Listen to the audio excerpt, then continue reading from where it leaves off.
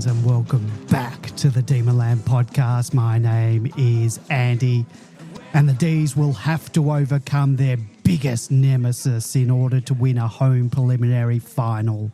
No, not the Collingwood Football Club, our greatest foe in 2023, the weather.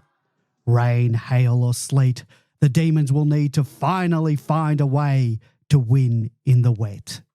Joining me to preview our massive qualifying final against the Magpies is veteran Demonlander George. Good evening, George. Good evening, Andy. Good evening to Binman. Good evening to the Demonland listeners. And tonight's a little bit different, but there'll be a lot of looking into crystal balls tonight for the future. But unfortunately, our record of predictions hasn't necessarily withstood the subsequent scrutiny. So we'll see how we go next week. Speak for yourself, George. I think I predicted where we would be, except for finishing second. I don't think it's so much about us, Big Man. I think it's more about all the other teams. I don't think we've got right. I'm pretty sure quite a few of us didn't tip Collingwood to make finals this year, so we might have egg on our faces after Thursday night. Yep. Also joining us... We'll blame someone else. We will, definitely. Also joining us tonight to tell us how we're going to dismantle the Pies on Thursday night is Big Man. Good evening, Big Man. Good evening, Andy. Good evening, George. Good evening, the Demonland Massive. Huge week in Melbourne. Can't wait for the game. And I've found myself looking at multiple weather apps and sites and deciding which ones I think is more authoritative by which one gives clearing up by 6 p.m. is my current favourite. Are you just going chilly but overcast? Are you just going to take whichever one, fits the narrative? That's my theory. Yeah, and the one that gives the best forecast for the game, I think, in advance is by far the most authoritative weather predictive. Well, we'll talk more about the weather in a minute, but I was looking at the apps a couple of days ago, and it sort of had, on the one I was looking at, it had that the rain was going to be there prior to the game, but going to stop around 6, 7 o'clock or whatever. But now it's changed. The 15th site I looked at. It's changed, though, to being smack bang in the middle, and I've got a quote from someone at the Bomb today from off the radio. It doesn't sound good. Bring your raincoats. So we'll get into that a little bit later on. But before, we've had the week off, the week's rest. Well, we didn't have a week.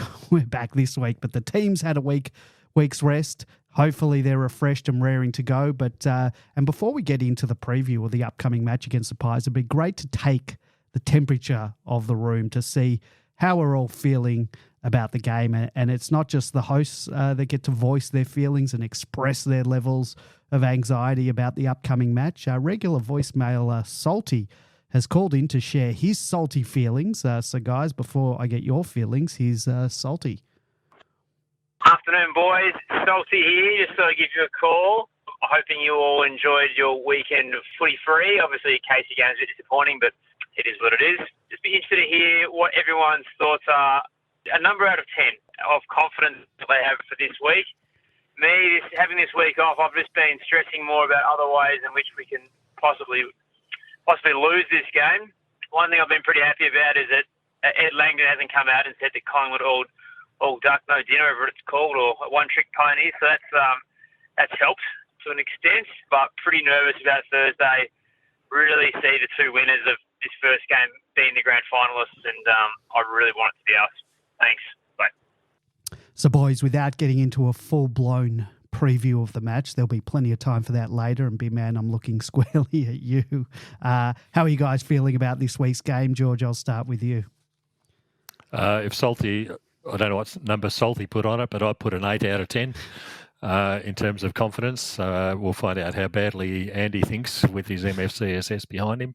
But, yeah, at the end of the day, Collingwood were the top team at the end of the home and away season. I think we were actually the second best team, if not the best team in the competition at the moment. And 𝗟𝗲's right again. I think there's a very good chance that Collingwood and Melbourne will be playing off in the grand final. Big Man?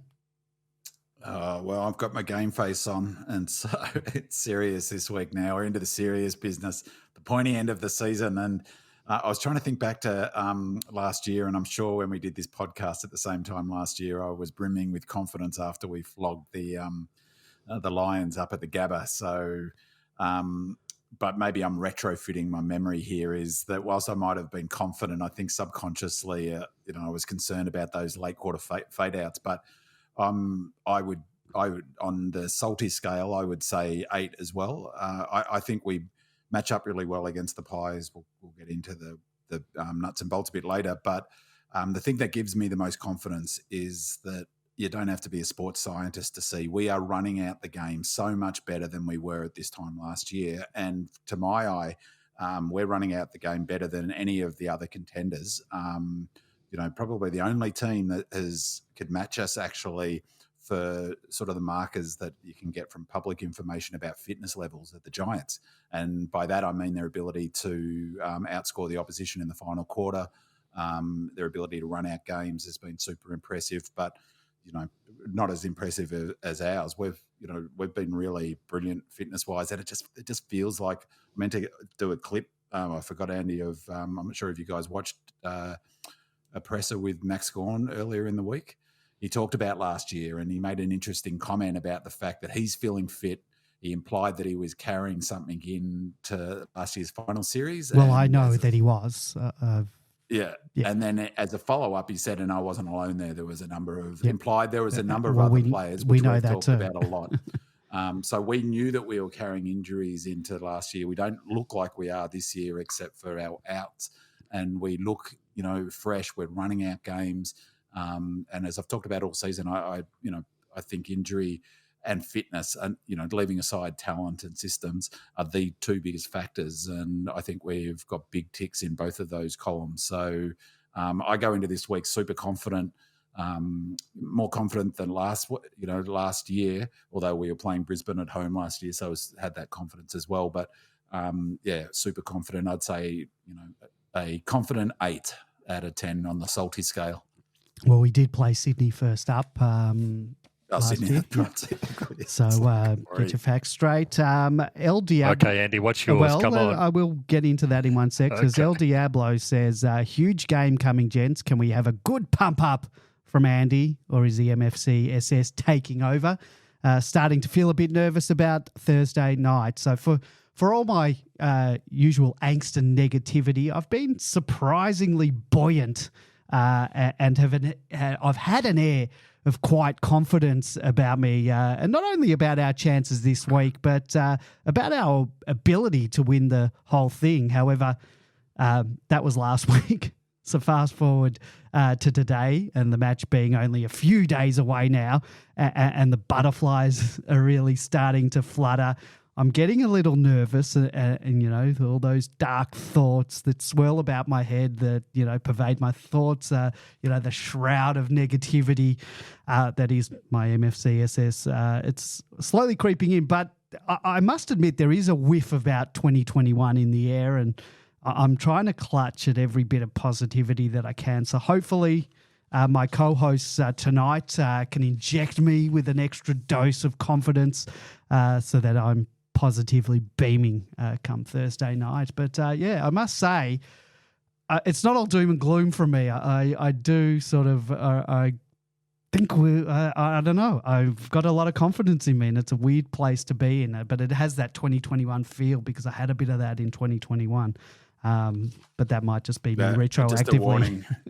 Sorry, Andy, just a warning of, as we've talked about a few times, it's great to hear, but the down, if we happen to lose, up from that high, it's a long way to fall emotionally and psychologically. Be prepared. Okay, Andy, give us a number. On the salty scale. -5. No, I mean, I'd probably a 7, 6.5. Oh, 7. That was hard. And that's that was high hard for to me. come out. That's high for me. 6.5 is just a tad over pass. So you guys were 8. So anyway, that's me. I'm usually, as I said, I'm usually a -5. So anything that's above a 1 has got to be good. Each week, I ask our loyal listeners to help us out by leaving us a 5-star review and a comment on Apple Podcasts. And as always, we love the feedback. We read it out on the show. The 5 stars help boost the podcast and in turn gets more listeners to the show. And that in turn brings more people over to Demonland. And therefore, we can get more contributions from more voices to the show from our audience. So the best way you can help out the podcast is by boosting us in the form of these reviews or just helping by spreading the word to your Demon family and friends. So Undeniable writes, I'm another late bloomer, only just found this positive Demon pod, a brilliant way to hear insightful summaries of our wins and lick our wounds for the losses. In my sleepless 48 hours after the 2021 Grand Final, this would have been my go-to. Stats and facts are plenty from our Demon tribe. Keep up the great work. So thanks, Undeniable, for that review. If you were listening to the podcast back in our premiership year, you could have actually listened to our 3 hour and 37-minute premiership podcast about 13 times in that 48 hours by my calculations. I haven't actually some time for resting. That's true, but the sleepless 48 hours. What are you going to do? I haven't listened back to it, and mostly the podcast. After a couple of weeks, you really can't listen to a podcast about a football match that's gone by. But a premiership that never goes off. You could probably listen to that at any time. So I might have to listen to that one day. All the way from Brussels in Belgium, our good mate Terence writes, I wrote a review a while ago, but in the last couple of years, perhaps buoyed by the D's premiership year of 2021, the podcast has only gotten better to the point that, frankly, what Andy, George and Bimban deliver is worth paying money for. Why this glowing review? It is quite simple. They are unique amongst a crowded field of TV, radio, social media and podcast commentary and analysis of the games played in general and specifically on the Demons games. The paid professionals are required to cover all 9 games each week and cannot devote all their efforts to analysis to the D's games. Other D's podcasts can be entertaining, but they are mates talking about the D's. Passionate, yes, but they do not bring the detailed analysis. Working without the benefit of some of champion data analysis provided to the paid professionals each week, this team manages to provide a well-reasoned and insightful review of what the D's did well or did poorly. I live in Brussels, Belgium, and only get to watch the games on TV. I'm the kind of viewer who sees ball, follows ball.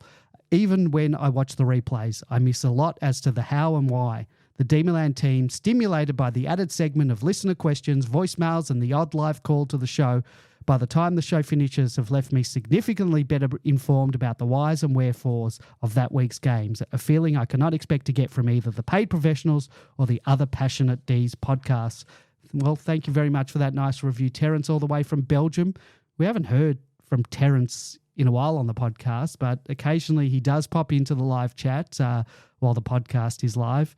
And while the podcast is actually live, I can see where people are listening from, and occasionally I see Belgium highlighted on the map, and I know that Terence is listening, so thank you, Terence.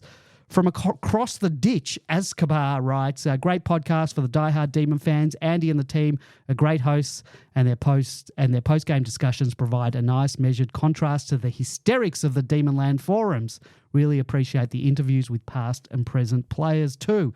Thanks, 𝗟𝗍𝗁𝘁𝗁. Appreciate the review. And if you would like to listen to any of our interviews with players and officials past and present, simply head on over to demonland.com/interviews. There are a heap of them to listen to. Max Gordon, Nev Jetta, Robbo, Jeff White, Mark Jamar, Aaron Davey, the great Alan Jakovich, Paul Roos, Brad Green, James Harms, Charlie Spargo, former CEO Peter Jackson, Stephen Straubs O'Dwyer, David Neitz, Rod Grinter, Stephen Stretch, Bailey Fritsch, recruitment manager Jason Taylor. We have a yearly interview with him. Current CEO Gary Pert, Adam Uze, Brodie Grundy, Judd McVie, Stephen May, Troy Chaplin, and most recently Jake Melksham. So be sure to check those out. We'll keep the feedback coming. Please give us a 5-star on Apple Podcasts. Don't forget to click that write the review link and write that review, as well as give us those 5 stars. We'll read that out on the show. If you follow us on Facebook, Instagram, Twitter or Threads and you want to leave us feedback or post a question or a comment for the show, you can post under our podcast post each week or just slide into our DMs. We won't read out your full name. In addition to being able to listen to us via Apple, Google, Spotify, SoundCloud, and all your preferred podcasting apps, The Demonland podcast is now available to be watched and listened to on YouTube. Just search for demonland.com to find our channel. If you want to chat with other Demons fans and you've never been to demonland.com, head on over there, sign up. You can chat with other Demons fans from across Australia and around the world. It's completely free. In addition to being able to post questions or comments for the show, there's multiple topics and threads discussing all things Demons related, so join in on the conversation.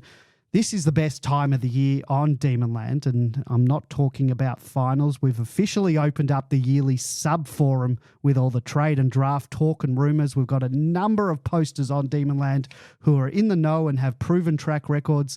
So get on Demonland and get the inside word on the trade period and the draft. And no matter where the Ds end up this year, we're going to be front and centre this trade period with our pick number 5 from Freo right in the mix. And I've got full faith in Tim Lamb and Jason Taylor being able to maximise our hand on draft night.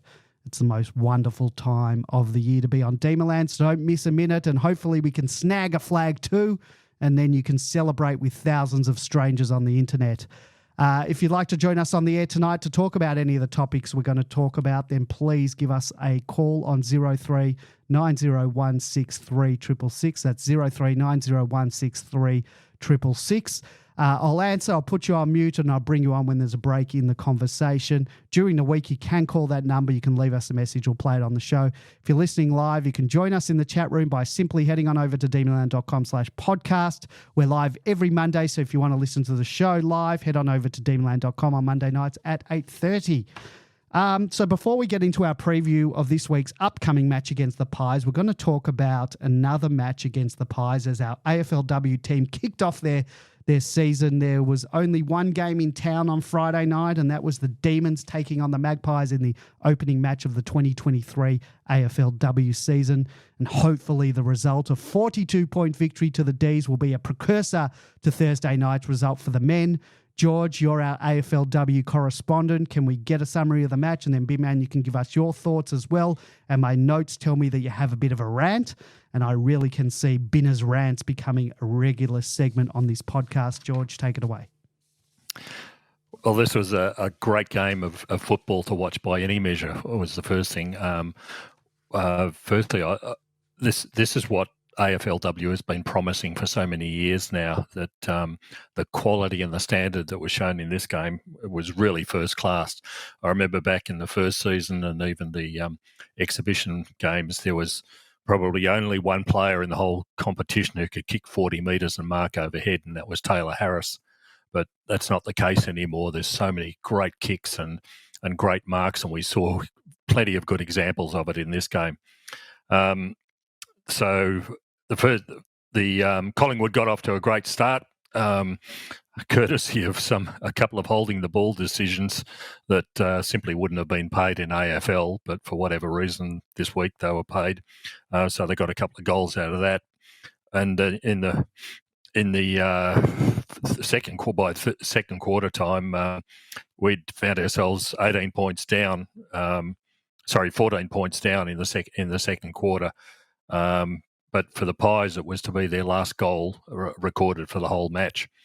The coaching staff did a great job midway through that second quarter, and certainly at halftime when they swung, firstly Kate Hoare behind the ball to stem the flow going forward, and then at halftime put Shelley Heath on to Bree Davey. So that not completely shut them down, but certainly reduced her influence on the game. Shelley surprisingly finished up with 2 goals, but more importantly, 11 tackles in the game. She's a remarkable player. She's a very slight girl, and when she attaches to someone, they do not get away. So she takes a hit too. The goal she kicked, she got clobbered after almost simultaneously of kicking it. And completely tunneled, wasn't she? I was really worried. I thought she'd cop an injury, but she bounced straight back up. And she was just remarkable. But she's been like that all the time. She's as tough and as hard as they get. And you look at the size of her, and you go, "That's simply not right." But she did a great job, particularly with the 2 goals that came out of basically a tag that went on to Davey. We jagged back 1 goal by half-time, so we had an 8-point deficit at the half-time. But we kicked the next 9 goals to Collingwood 0, and that was the reason for the 42-point win. The most important thing, I think, was the marks inside 50, and opposition sides are going to be very, very worried about the Melbourne forward line. Taylor Harris took 7 marks, which is not unremarkable for her record, but and she's now recorded over 100 contested marks in the competition. Nobody else has even come close to that. And it's so much ahead of every other player in the AFL for marking ability. It's say the AFLW for marking ability. It's incredible, isn't it? She's got such good hands. And this was against her nemesis of 𝗟𝗶𝘀𝗰𝘀𝘁 Livingston, who previously had said, I think she was when she was playing at Brisbane, that Taylor's really easy to beat. All you got to do is put body on her.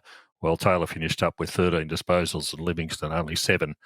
So Taylor gave her a good night out for that, and she's so aggressive with her marking as well that she creates plenty of other opportunities. But the other thing that really impressed me about this game was the other forwards who were marking so strongly. Alyssa Bannon finished up with 3 goals with a fabulous couple of marks. 𝗙𝗶𝘀𝗁𝗏, who gave Alyssa a real gimme goal, but it was a great pack mark again. Georgia Campbell, when she slid down forward, took a mark in a pack as well. Eden Zanker, a couple of good marks and goals, and even Kate Hall when she slid down there for a short period of time. And the opposition are just not going to be able to cope with this. Suddenly Melbourne's got 4 or 5 girls in the forward line who can all mark overhead. They're all tall and they're strong. It's going to really worry them once the ball goes in there.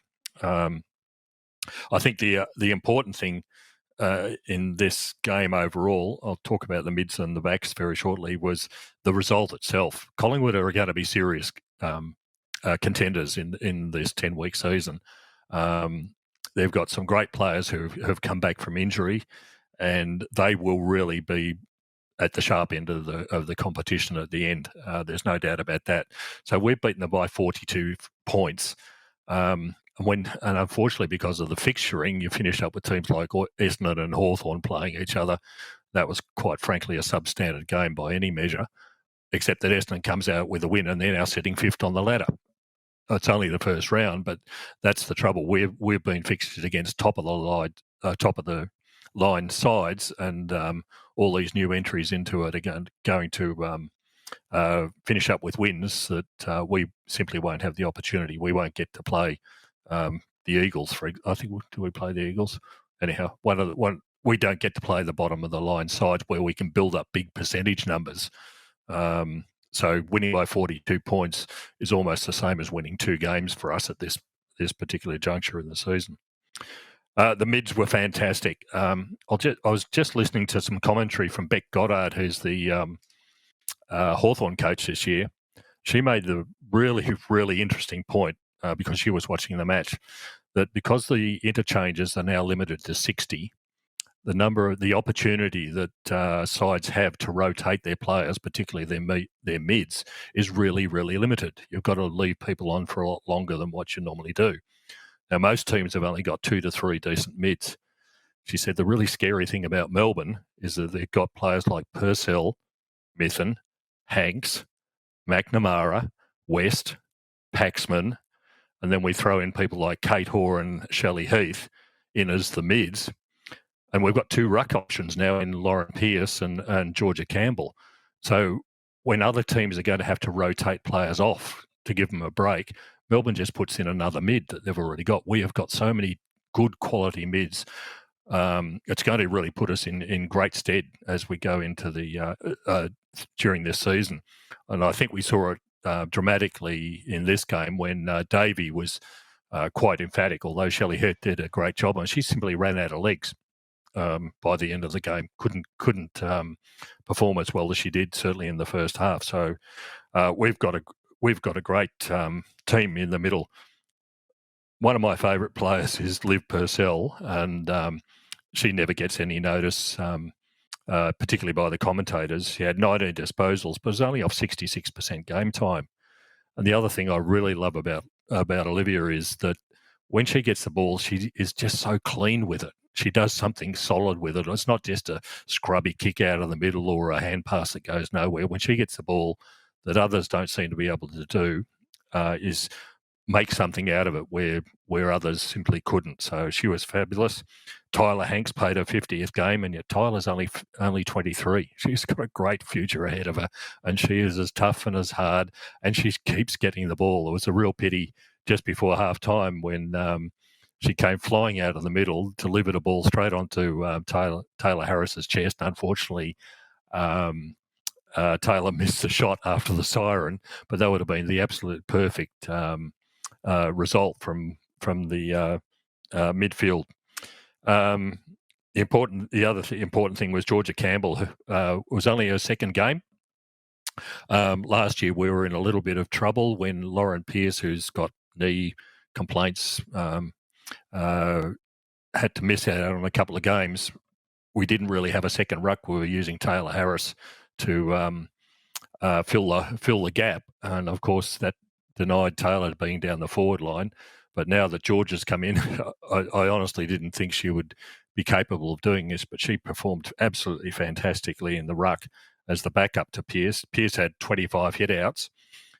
Sabrina Frederick, Torb Frederick, the Collingwood ruck, only had 11, but Georgia Campbell had 16.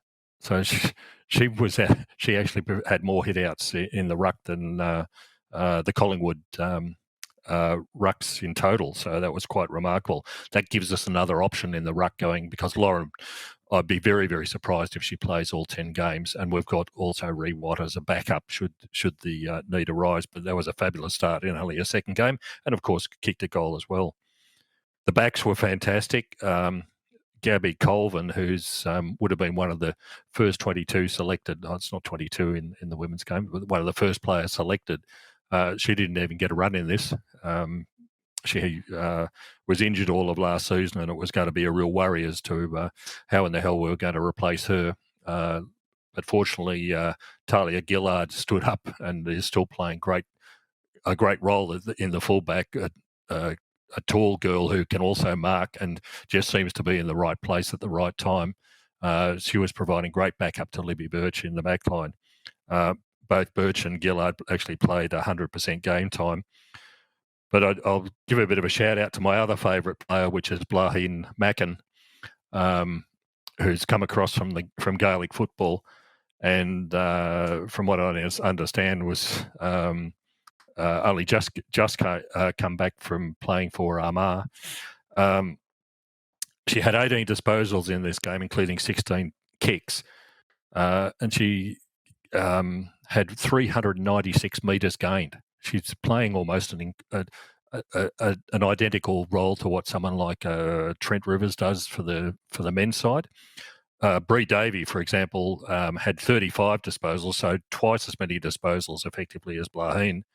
She had 429 metres gained, so barely 30 metres more from half the number of possessions that Blahin had. She was fabulous, and if you watch the replay, you can watch a couple of times where she just comes out of the back line, runs with the ball, kicks it 40 metres, and the ball finishes up sort of at the traditional centre half forward position and beyond, and goals resulted. So it's been fabulous to see her playing. I love watching the Irish girls play. Sinead Goldrick and Blahin's the same. You don't want to get between her and the ball. they seem to enjoy the release of AFL, because in Gaelic football you're not allowed to tackle. You can only sort of block. But you don't want to, like I said, you don't want to get between them and the ball. They just steamroll through everybody that gets in their way, and they're always in it. So, and they both seem to be as tough as nails. So, yeah, this was a great start to the season. I didn't expect us to win by this much against a quality side like Collingwood.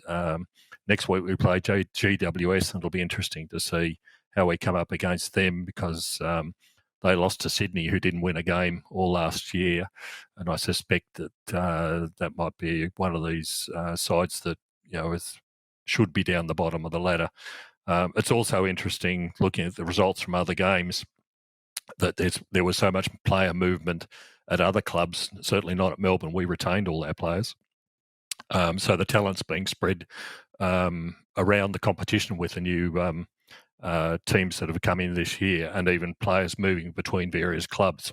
St Kilda's been absolutely decimated from the looks of it. They were completely out to it. They didn't score a goal in the first half against North. Yeah, I think there's going to be some real pain for some clubs.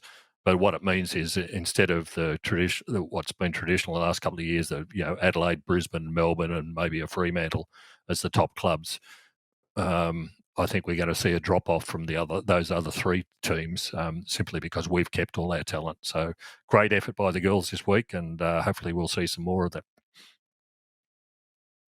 It was a fantastic performance. Did you go, George? No, I couldn't make it.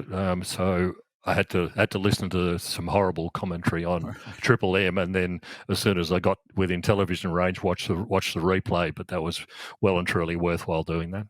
Right. Well, I went, and it was a fantastic atmosphere. Like, it was brilliant.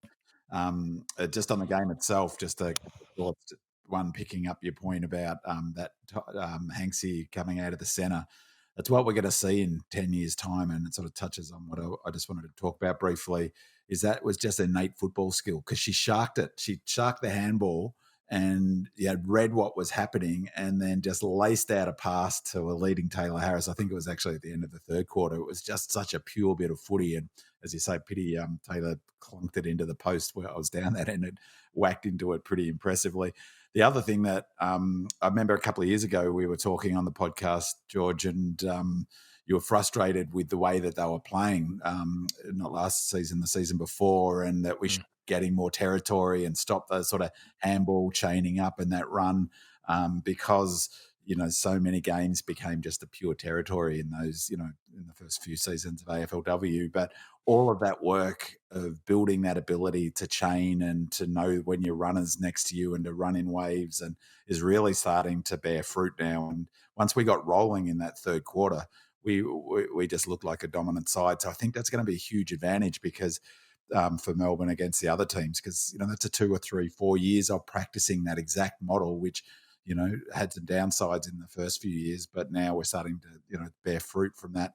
And the other thing was, it was such an interesting and clear illustration of the benefit of additional fitness. They just ran out of gas, and we kept on going. And it was one of those games you could see we just had so much more, running power. So a terrific result, a really terrific game of footy to watch, I thought.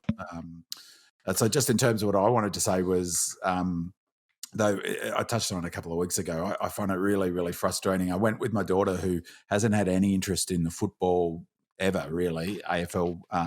And on the back of the Matildas, she went to a few of the, I think 4 or 5 of the fan sites, including the last 3 at Amy Park, and just loved the experience. And so I was super surprised when I said to her, do you want to come to the footy? And she said yes. And so it occurred to me that people are seeing the Matildas experience as a potential drain from AFLW and footy. And I think that it needs to be looked at differently, as to women's sport is something that should be focused on.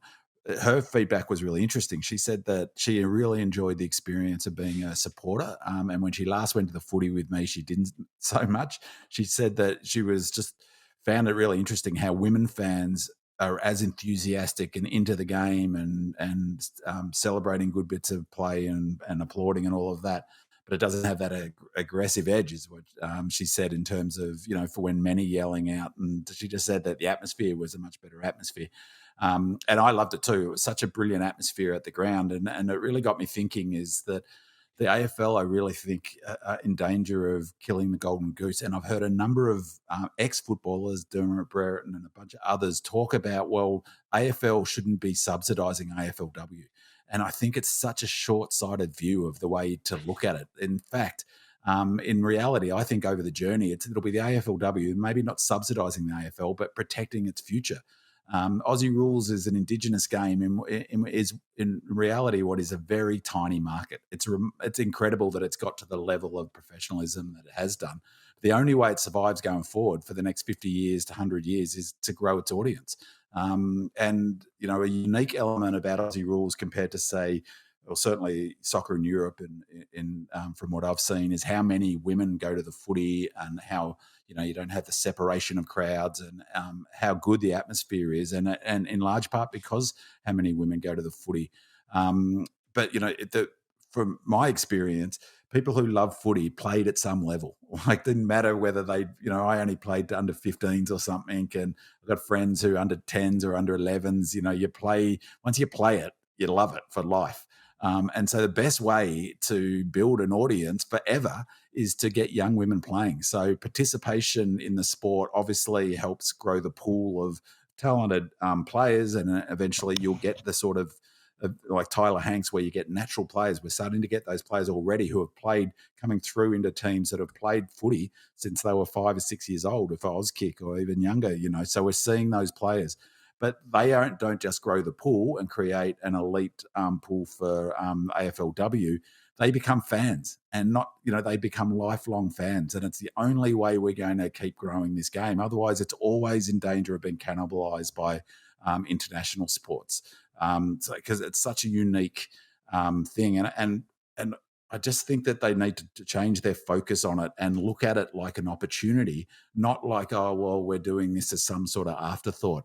Now, I heard Nicole Livingston talk about, well, how great it was this round of footy, and they had a real focus on grassroots, and they took it to Norwood and Princess Park and different places and try to create an event at each of them. And by all accounts, the crowds were great, and, that was great. So tick for that. So, but my sense is that they should really create some infrastructure, and Princess Park is where they should do it.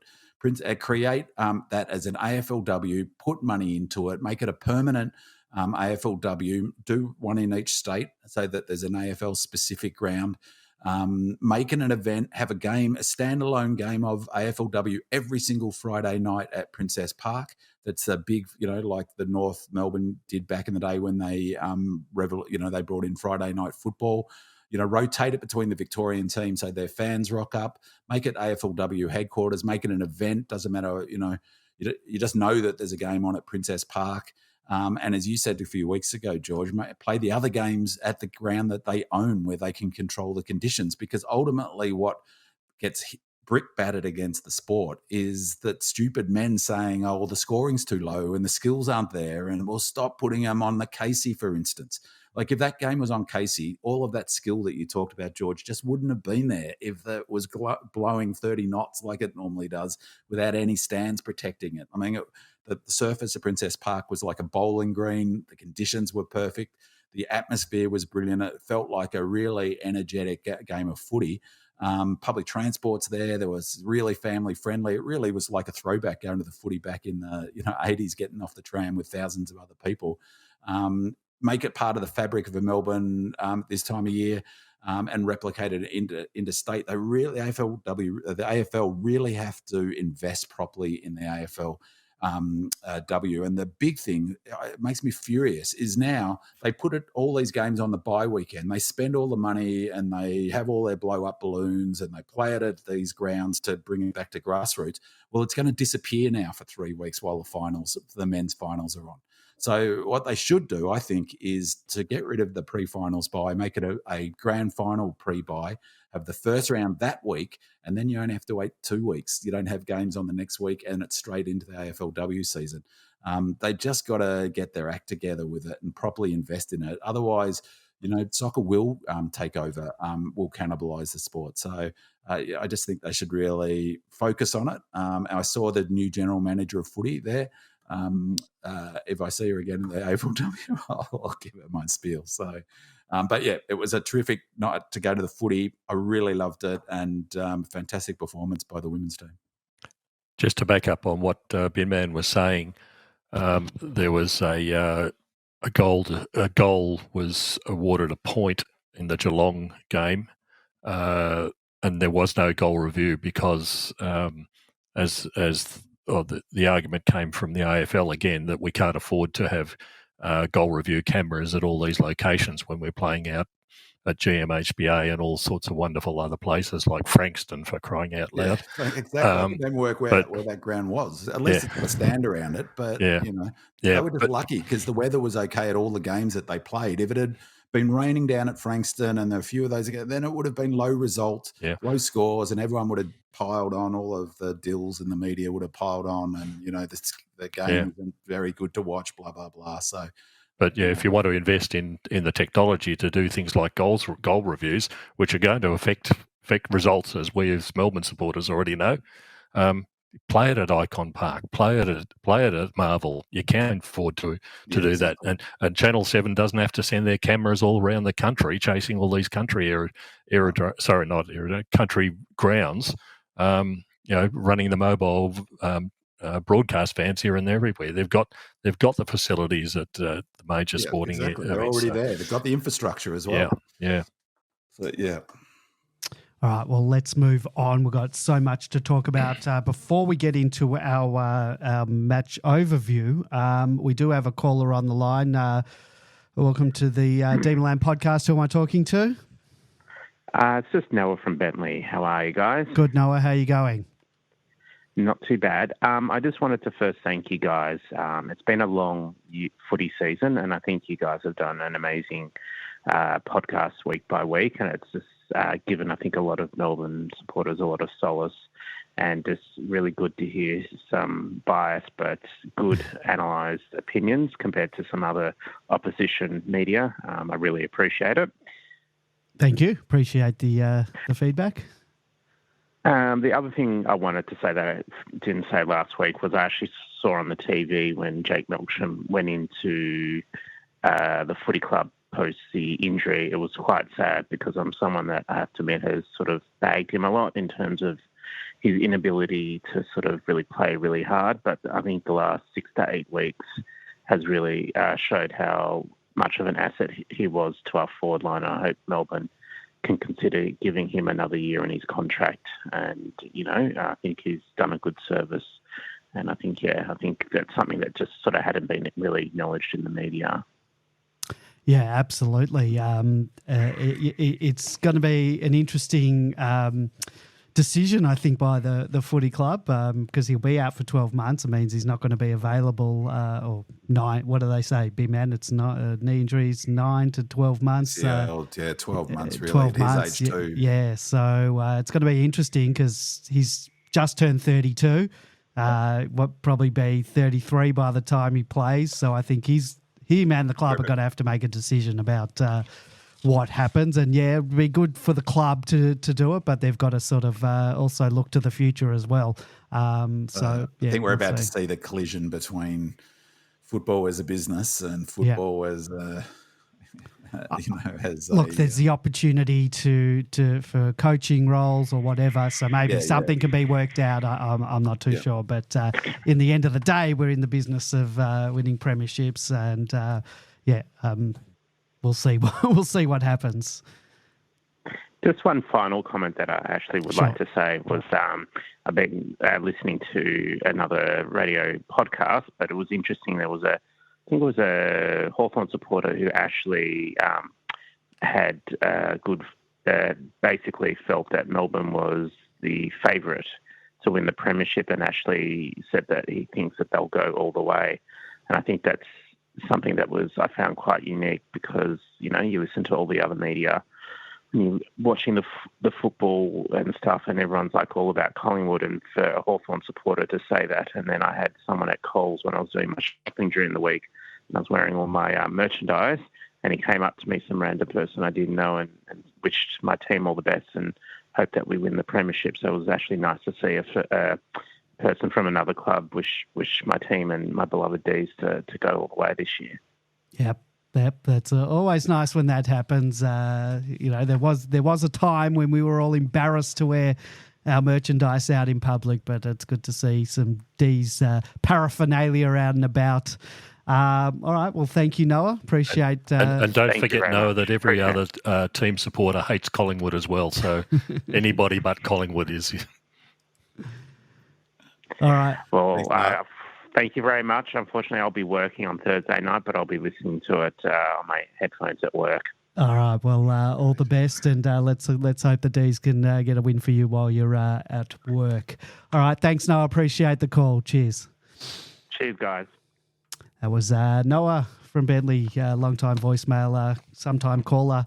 Well, let's get into our match overview. Despite the historical rivalry between the Demons, the Demons and the Magpies have only faced off in the finals 22 times in their 243-game history. The D's have won 16 finals against the Pies, lost 5 and drawn 1, and have defeated the Pies in 6 of the 7 grand finals that they've played against each other. Our last meeting with the Collingwood Football Club in September was way back in 1989 in an elimination final at VFL Park. John Northey was coaching the D's whilst Lee Matthews was coaching the Magpies.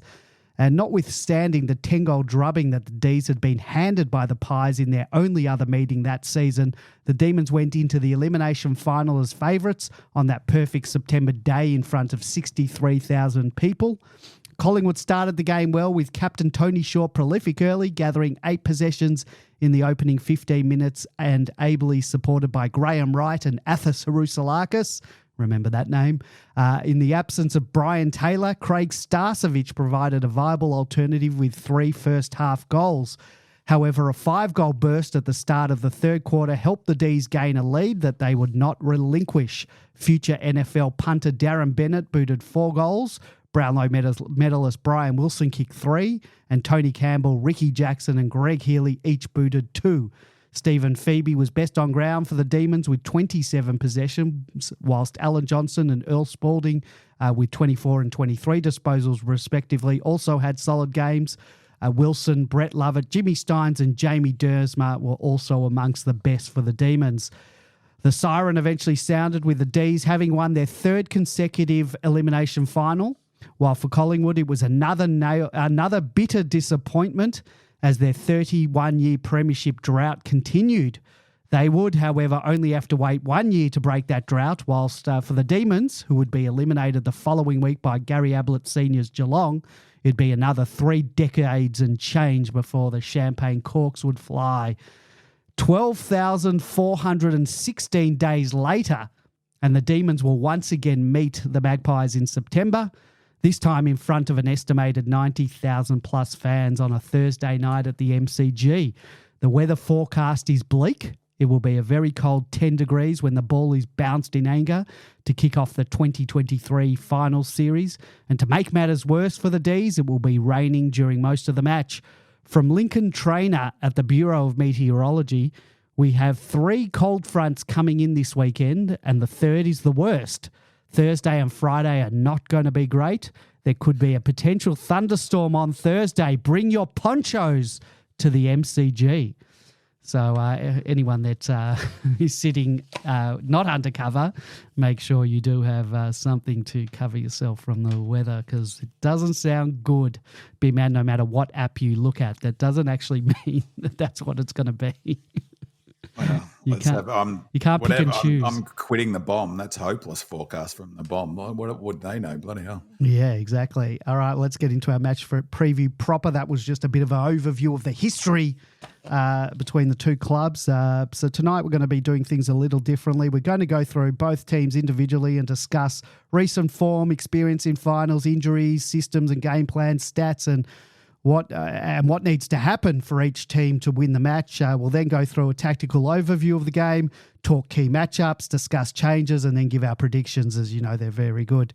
And where appropriate, we'll read out your questions and comments.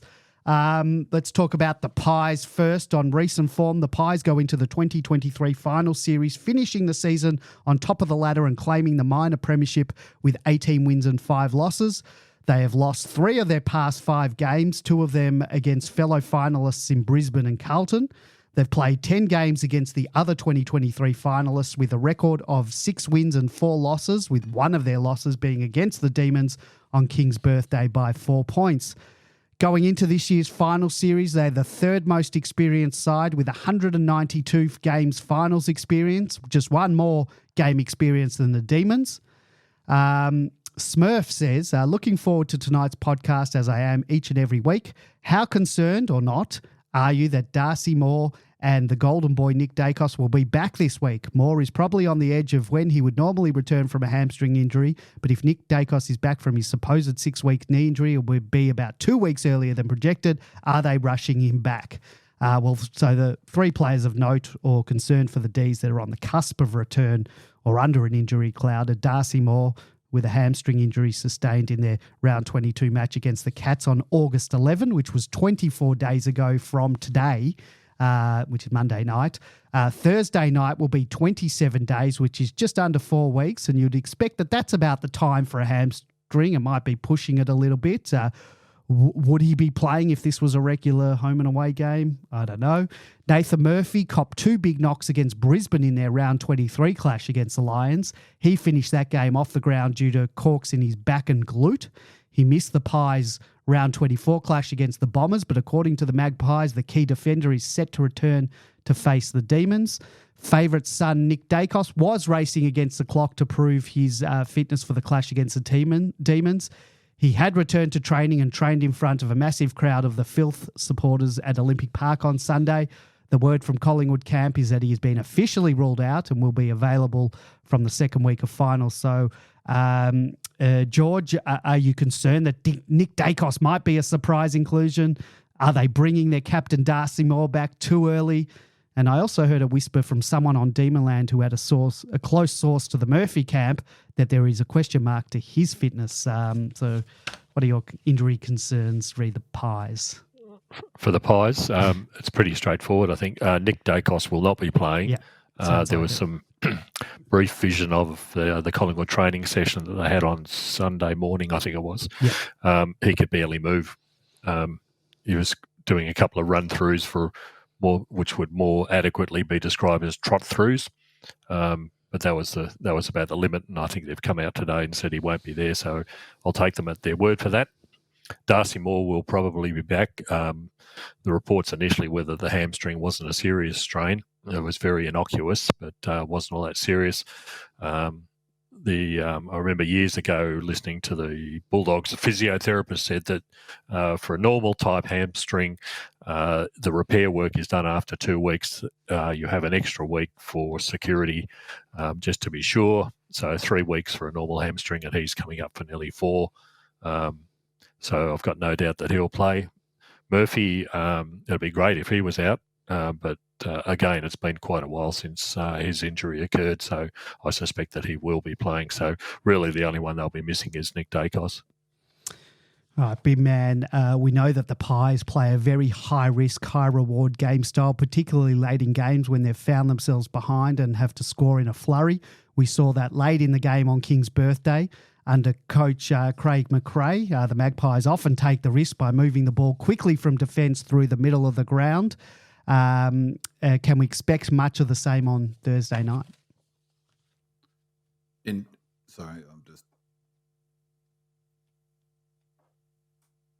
Sorry, I just had to unmute myself. Can we expect much the same? Can you say that again? Well, we know that as a co-host of this show, it is appropriate for you to listen to what I say. Yes. And so, big man, I'll repeat that. See if I remember to take this it's out. Not on my run sheet. Your question. Well, you're talking about your systems and game plans, and this is about how the Pies play. So, big man, we know that. All right. So just ask, what's the Pies system and game plan? You threw me with your intro. You know I like to do a preamble about things. I like to get the audience sort of up to speed and everything. So, big man, we know the Pies have a very high-risk, high-reward game style, particularly late in games when they've found themselves behind and have to score in a flurry. We saw that late in the game on King's birthday under coach Craig McRae. The Magpies often take risks, moving the ball quickly from defence through the middle of the ground. Can we expect more of that on Thursday night? Are we? Well, that's a different question to what their system game plan is. So I'm going to stick with the script and say the game plan or system of the way the Pies play is, yes, very much. So it's they're about transition from the half-back flank and from the back half. So their game is built around speed, and you will hear commentators say, what do they need to do to win? They need to go fast. I have a theory that their game plan, their method was designed as a way to negate and beat our game plan, to beat that forward half territory game that we play. and our defensive system, the way to break that down, in particular, our ability to get back in zone and create our defensive system, is to move the ball fast from the back half. I'm really confident that was one of the drivers of the way the Pies play. Now, the Pies, to your question as to whether we'll see that on Friday night, one of the really interesting things about the Pies model is, and I think all models, I've been banging on about this, is it's, completely dependent on fitness. You need, their one wood, and their advantage over us is the number of really quick players across the ground. McCreary, even some of their plotters are quite quick. Both 𝗍𝗀𝗃 brothers are quick. They've got a lot of speed. Even a player like Moore is is quick for someone his size. But their game plan is all about transition off the halfback flank, move it quickly, as you say, high risk, use the corridor, run in waves. They bring an extra to the contest, sometimes two, to increase the likelihood that they're going to win those balls out in the open and the post-clearance possession. They feed that ball out. This is the pure sort of game plan up to about the bye period for the Pies and last year, and feed that ball out, chain it out until they can get it to a runner on the outside, ideally a side bottom, Pendlebury, or one of the 𝗍𝗀𝗃 brothers, who then, are brilliant kicks, particularly if they're unpressured, and they look to bite off high risk, high kicks off into the corridor, and move the ball really quickly, and move it so quickly that they don't allow the opposition zone to get set. So really critical is to slow that down somehow. One of the interesting things about their game plan and how it's different to ours is their lack of defensive, or the risks they take defensively. So in that fast model, one of the interesting things, because they've got an extra at this stoppage, which helps them win those balls, which they then feed out. They don't have the extra behind the ball that we do, that we talked about last week. So they don't have a spare ever behind the ball. So they're really, really open to being scored on the counter with their method. And that's made more likely by the fact that their backline all pushes up, all runs in waves, and no one stays back with that. The way we normally always have a player deep in that goalkeeper role. So it's a really, it's often described as a different method to ours. I think it was developed to beat our game style, essentially, beat the Tigers template, that model. It's got some vulnerabilities, but fans love it because of the speed of ball movement. But I think the commentators love it too because you hear it all the time with Collingwood, risk reward. Well, the reward is they get really sexy goals that they run from the back half. And get it into their forward half quickly. That's the reward. The risk is that they turn it over in the middle of the ground and cough up easy goals on turnover. So teams are always in it against Collingwood because they give up so many goals on the counter. So that's their system in a nutshell. Transition footy. And it's super reliant on some key players to get the ball out. So Mitchell's been super important with them. A real weakness of theirs last year was their ability to win contested ball. He's been really important. But you simply cannot underestimate the impact of 𝗍𝗀𝗃 being out. He's incredibly important to their system in the way they move it because he started on the halfback flank and they've moved him into the centre. So he's their highest ranked player. 𝗍𝗀𝗃's next. Some of the numbers are nuts. It's seriously impressive. He's number one for metres gained for them, which is incredible. That's partly padded by how many he takes their kickouts from behind, which also pads out his disposal efficiency, I must say. One that I found interesting, he's third for contested possessions. Tom Mitchell, 𝗍𝗀𝗃, he's up there in terms of goals. He's fifth or sixth for goals, and he's just absolutely critical to their method and the way they move the ball. So massive out for them. And I personally think that it points to a structural problem with their game plan, is that you should not have so much reliance on one player. I mean, I know I've talked about it. We've got a huge reliance on 𝗍𝗀𝗃 Gawn. So that's definitely a structural weakness for us. But Collingwood simply are not the same team without 𝗍𝗀𝗃 in it. And Josh 𝗍𝗀𝗃's, his brother, has really stepped up, but it's a big problem for them. And I think it's, it's a massive, massive out for them that there's no equivalent. It would be the equivalent of taking out Oliver from our side, but we can cover Oliver. We're not structurally dependent on him. It'd probably be the equivalent of taking Max Gawn out, such as the impact of him being out, I reckon. Big man, any more stats you want to reel off? So just in terms of the key stats for the Pies, they're ranked 5th in tackles per game. I thought it was really interesting. One of the things that Macrae was asked about when they went through their dip in form was, what do you need to do to get back to your best form? And what he focused on was, well, we need to get back, back to being our pressure team, being the pressure team that we are, really good at pressuring the opposition.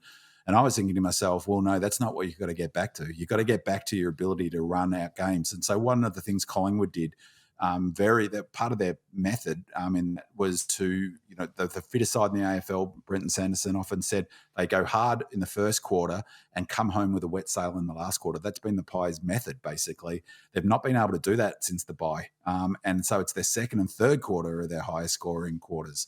With that pressure, they're ranked 5th in tackles per game, so that's really important.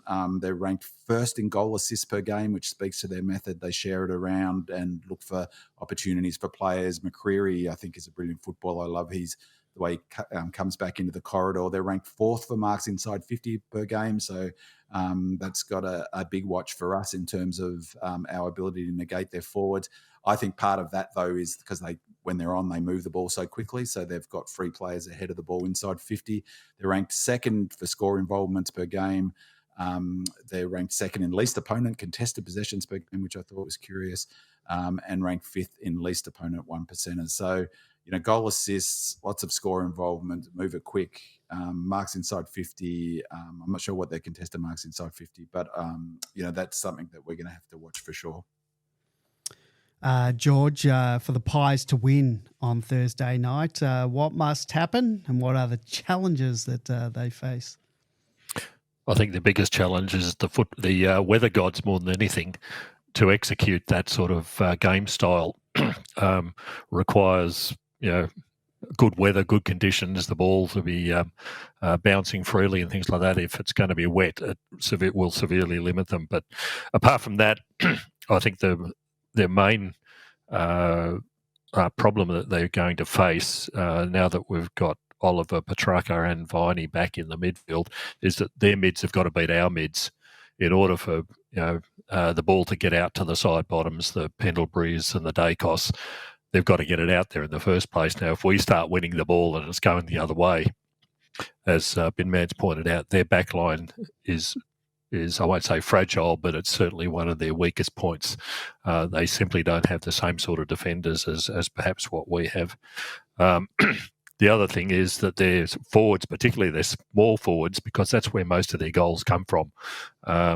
It's occasionally you'll get the Cox and Cameron going down there, and 𝗦cie does pretty well on his own. But most of their goals have been coming from their smalls and their players moving into the forward line. So the forwards have got to win, which will make it very important from our perspective about being able to shut those guys down. The other important ones are Isaac Quaynor and Moore. If you take them out of the game, you stop that ability to move the ball up. That's where they start their attacks as a general rule. But if you can shut down, Quaynor he plays the same role, like I said, as Trent Rivers does in ours. The ability to move the ball and run the ball up the field is critical to the way that their whole operation holds it together. So if we can shut down Moore, stop him the intercept marks, and stop the run of Quaynor, all of a sudden they're looking for other methods that they just don't have. So, but yeah, if those three, the mids, the forward line and the half-back line all get on top, that's when Collingwood will win. I totally 100% agree with that, George. There'll be a lot of emphasis that you'll hear people talk about, for them to win, they've got to get the game looking on their terms, which is true, which is a fast-flowing game. We'll talk about the weather later, but you're exactly right, that the weather isn't going to help the Pies' ability to play the game the way they like it played.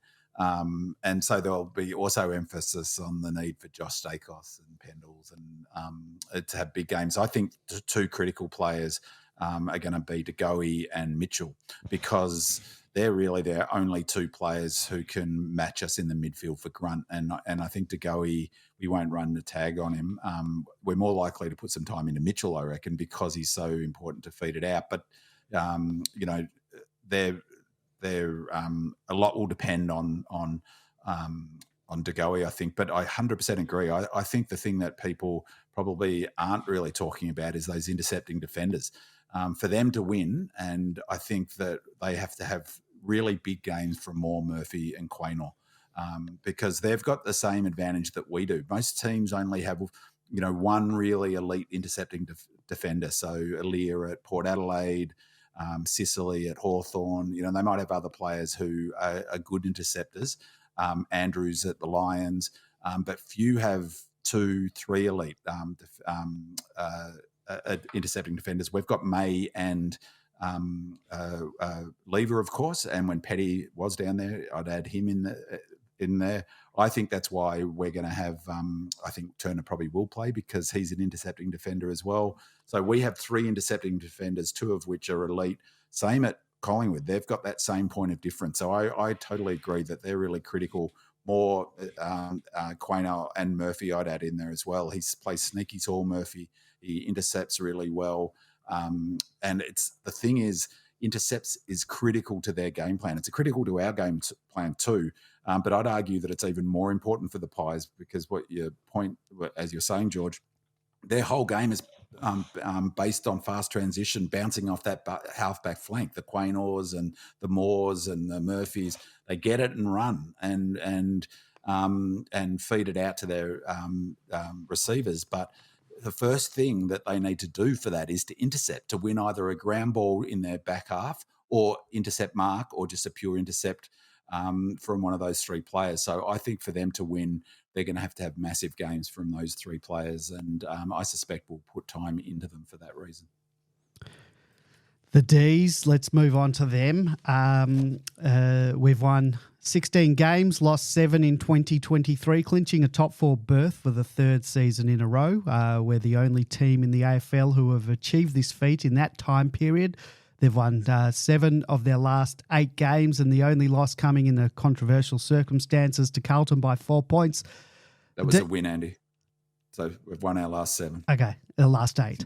They have an average losing margin of only 10 points this year, and discounting the extra gather round game where we lost to the Bombers by 27 points, the average losing margin comes down to 7 points. The Ds have played the other 8 finalists in 10 matches for 6 wins and 4 losses, which is equal to Collingwood's record this season. In our last encounter with the Pies on King's birthday, inaccuracy almost cost us the game against the fast-finishing Magpies. Despite dominating with 9 more scoring shots and 10 more inside 50s, the Ds eked out the win by 4 points. Going into this year's final series, the Ds are the 4th most experienced side with 191 games finals experience, 1 less game, as I said, as finals experience against than the Magpies.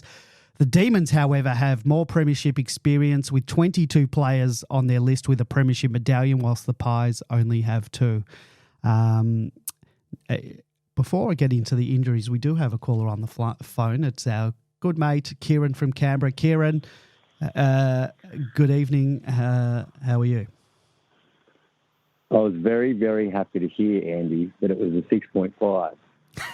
I might have been inflating it a little bit, just so I don't seem like a Debbie Downer. Peer pressure.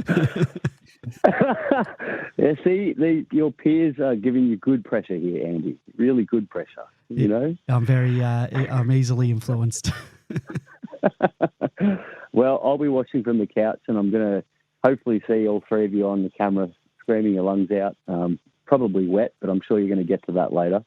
The question I have is for later in the program. I'd really love if you could spend a few minutes. Again, if you can't, that's okay. But I wanted to call now just before you launched into the Demons part, and I'm really interested in the will we go for a forward player, an exclusive forward player like a 𝗏𝗏𝘀𝗁𝘀𝗁 to play alongside JVR, to release Petty to go back with some of the draft capital that we've got this year. I noticed Bin Man was just talking about Petty being that point of difference down back. I wonder, he's kicked 6 and stuff, but I still think he's so important to our back line. Again, this is something maybe for later at the end. If you have time, if you don't, that's fine as well.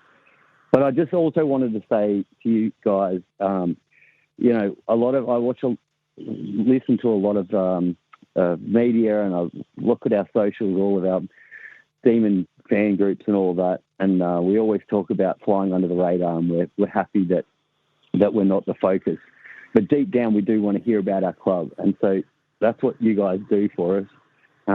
And I just wanted to thank you again for the interstate people, and just to reinforce how important you guys are to us. So please keep doing what you're doing. I love what you do, and go to D's and the Mighty Red Leagues.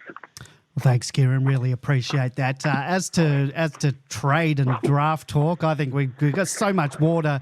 So that we're in finals. Back in the day, this time of year was all draft talk and trade talk. But let's talk finals. We'll 100% get into all the talk of whether we go for Chol or whoever, whichever other forwards. I do think we need to target a forward. I don't think there's many out there. But plenty of time to talk about that. Hopefully we're in the finals for another 4 weeks and we don't have to talk about it until then. But 100% we're going to talk about it. Don't you worry about that. We've always talked about our draft and trade stuff. So 100% we'll do that. Probably won't be tonight because we're an hour and 11 minutes into this show now. And we've still got a lot more to talk about. But thank you for your call, Kieran. Jam-packed as always. Thank you, guys. Thank you so much. You mean a lot to us, so thank you. Well, our listeners mean a lot to us. Without you guys, there isn't a show. So thank you, Kieran. I appreciate it. Go, lads. Go, D's. Go, D's. Go D's. That was Kieran from Canberra. Had to take his call, but I'll get into the injuries now. When it comes to injuries, with D's players, it's the feet that have been our Achilles heel in recent years. And in the past week, there has been one foot that has grabbed a lot of attention. During the D's round 24 encounter with the Swans, Bailey Fritsch hobbled from the field, which at the time looked like a recurrence of the foot injury that he had just returned from after 7 weeks on the sideline. According to the news reports, he was racing against the clock to be fit for Thursday night's match and was apparently supposed to be in a moon boot to alleviate any pressure on that foot. However, sources who were out at the Casey game the other day did not see him wearing any such boot, and from all reports at training today, he was moving very freely and very well. Barring any setbacks, he should line up against the Pies. Other Ds in the medical room include Michael Hibbert, who's recovering from a concussion received a few weeks back at Casey. I would assume he's recovered by now and he's out of concussion protocols, and given that would be in line to be selected should he be required. Jake Bowie sustained a neck injury during the Swans game, but to date we've not heard if this is a cause for concern, but apparently he too was also training well. Ben Brown has been listed as a TBC with a knee injury, and I'm not sure we're going to see him pull a jumper on for the Ds in the near future. And of course, Jake Melksham, who suffered a season-ending ACL injury, will need to be replaced, and we will discuss his replacement a bit later on. We do have another caller, gents. We're popular tonight. Before we get into the systems and game plans by you, Bin Man, we've got a couple of questions, but let's take this caller. It's a number I don't know. Let's hope it's not some telemarketing. Well, good evening. Welcome to the Demonland podcast. Who am I talking to? I'm talking to Tim. G'day, Tim. How you going? Good, thanks. Great job you got. Good show. I love it. Oh, fantastic. Thank you. Appreciate that. What can I do for you tonight? Oh, are you taking calls? Yeah, absolutely. Oh, sounds like I'm on already. You are on already. We don't have any call screeners on the show, good. So go for it. All What right. do you want to say? Okay, look, I'm looking back over. I'll just turn this down. I'll turn you down. Look, my worry about when I didn't realise that I looked at the weather. I'm up in New South Wales. The weather looks bad. It says 2 to 8 millimetres of rain happening on Thursday. My worry is that I just offhand, we lost in the rain to 3. We lost 7. We lost to Brisbane in the dew. We lost to Essendon in the rain. It was pretty tight with the Power in Adelaide in the rain, and the other one was up in the centre, the Giants. Yep. Carlton. And I'm not sure about what the other. Carlton was the rain too. It was sort of a misty rain for most of the night. I don't know, guys. Do you know if the Freo game was raining? I remember being outside at half time, so it couldn't have been raining because I remember talking to someone outside. And Geelong was the other one. It was raining. Geelong was the rain. So there's 5 or 6 of our losses all in the rain. And we're going to talk about that in a moment. We've got that in our notes to talk about. So if you keep listening, you'll hear our spiel on that.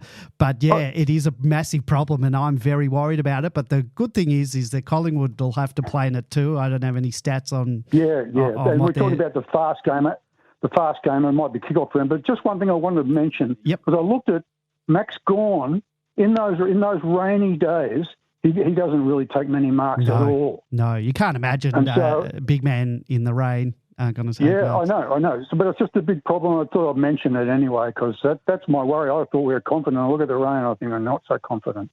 Mate, you're not alone there. We're all not very happy about the weather, but it's something we can't control. And we're going to talk about it in a moment in a bit more depth. But thanks, Andy. No problem, mate. Appreciate the call, Tim. You have a great night and go D's. You too. Go D's. Yep. All right, that was Tim. Just before you go on, and if Tim's still listening, is we talked about it a couple of weeks ago, and what is the issue with the rain, and so our low disposal skills is definitely a factor. But I made the same point that Tim just made, is that the correlation between his marking, Gawn's marking, and excuse me, the number of score involvements he has is a huge factor, and I think that really that's a big reason why we struggle in the wet, is because it really sort of negates the impact of Maxi Gawn. All right, well, we'll talk about it in a few more minutes because we're going to talk about the systems and game plans in a second, and then got a couple of questions about the rain. But here we've got a couple of questions in regards to our system and game plans. And 𝗏𝗏𝗍 says, will the same game plan work against the Pies as it did on King's birthday? Will we try to strangle the corridor and stop Collingwood's run and carry? 𝗏𝗏𝗍𝗏𝗏 asks, how do we limit Collingwood's overlap run and ability to work players into attacking space? Now, B-Man, if you recall that correctly, before and after the King's birthday game, you sort of posited that perhaps the D's weren't showing their full hand to the Magpies. Roosted Far asks, does 𝗏𝗏𝗍𝗏 have a couple of barely seen tricks up his sleeves or even something new? So, B-Man, do you think the D's will use the same strategy that we used to dismantle the Pies on King's birthday? What type of system or game plan do you envision we're going to employ on Thursday? Now, I am going to be a bit cheeky there, Andy, because I've got all those questions written down, which I'll come back to when I talk to the tactics for the game, because I cover off on all of those things. But for those listener questions, I've got them and tagged them, so I'll get to each of them. Just on our system game plan, I've talked about it all season, but you'll have heard in the last few weeks, the mantra seems to be in the media is that what is Melbourne about? Melbourne's about contest and defence. I've heard that. I must have heard that sort of 10 times. So I think my guess is that's what the club are putting out. That's the narrative for the club. What are the D's DNA is contest and defence. But a bit broader than that, as I've talked about in the key stats for each week, it's forward half football, territory football, keeping it in our front half, trapping it in our front half. It does mean that often it's a crowded forward line, which is a factor in our relative inefficiency in terms of inside 50 because it's always so crowded in our forward line. We are looking for a game plan that we've got 60%, 40% forward half split. We dominate in the inside differential, inside 50 differential. Critical to our game plan is intercepting in the half-back flank, or sort of in the back half and getting it forward. And as I said, getting it forward at all costs. If there was one thing, though, that I think that is different to Collingwood is our defence. That's the number one thing for Melbourne is that it's defence first, second, third, fourth and fifth. It goes without saying all footy teams now obviously critical for contested ball and pressure. Those two things are becoming, you basically can't be a competitive football team at the AFL level without being elite at both of those things. Really interesting thing statistically for me this season that's shifted somewhat is that in the first half of the season, or in the first third, when we were really rolling with scores, we weren't really particularly focused on winning stoppages and clearances, and we're often getting beaten in those stats.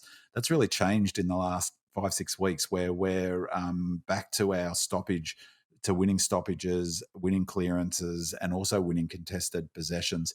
So in terms of some of our key stats, reflect what I was just saying about our structure. Ranked first in inside 50s per game, ranked first in contested possessions per game, which is such a critical number for this game coming up.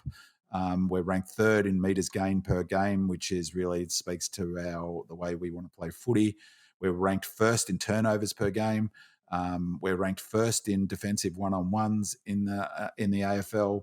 And we're ranked second in tackles inside 50 per game. And I reckon that's a really important stat, because if you remember last year, we were 18th for that stat for most of the season, and we improved as we got closer to the finals, but really never, we're in the top bracket for tackles inside 50. That's been a massive, massive change for our game. So you will have seen it on the on AFL 360 and those shows through the year, and that the premiership quadrant that they show, where in defence and our ability to stop the opposition scoring on transition, and for us to score on transition. You'll hear also people talk about the football now. Modern footy is all about the transition. We are number one. We're the best in the AFL, or second in both of those categories of stopping the opposition, doing anything with the transition, and scoring ourselves when we transition the footy. Combine those two things and you get a team that's extremely hard to score against, and who can put on that score quickly. And for me, the way this season is tracking is we're now looking in the way we play our games very much like the back end of 21, with that real emphasis on defense again, and above all, probably the thing I would say about our defense from a system point of view that's most notable is how strong our all-team defense is, how strong our structure is. And you will have seen it, in all of the games when we stop the opposition moving the ball when they don't want to, they want to move it and we stop it. We did that against Hawthorn really well. That's about those two things. It's about all players on the ground, gut running to cover, on all-team defense, and their incredibly sophisticated and ability to keep their shape. You'll often hear the commentators talk about defensive shape. That's what they're talking about, the way if they do cross the ball, the opposition switch to the other side of the MCG, say, is that ability for our defensive system to move across with it. And probably the thing that the Goodwin's brought into the game, I think, is having that sweeper roll back and having a player there's always a player between the person who's got the footy and our goal is always a demon player there when our system's working well.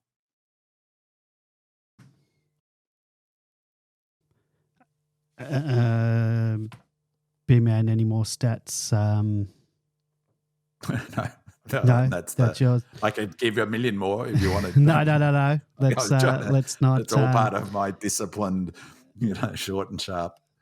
So, George, before I ask you about what the D's need to do to win on Thursday night, one of the challenges that the Demons face is the weather. It's no secret that we've struggled in the wet conditions this season. What are we seeing? Says, hi, guys, the podcast has been great this year. Thanks for all your efforts.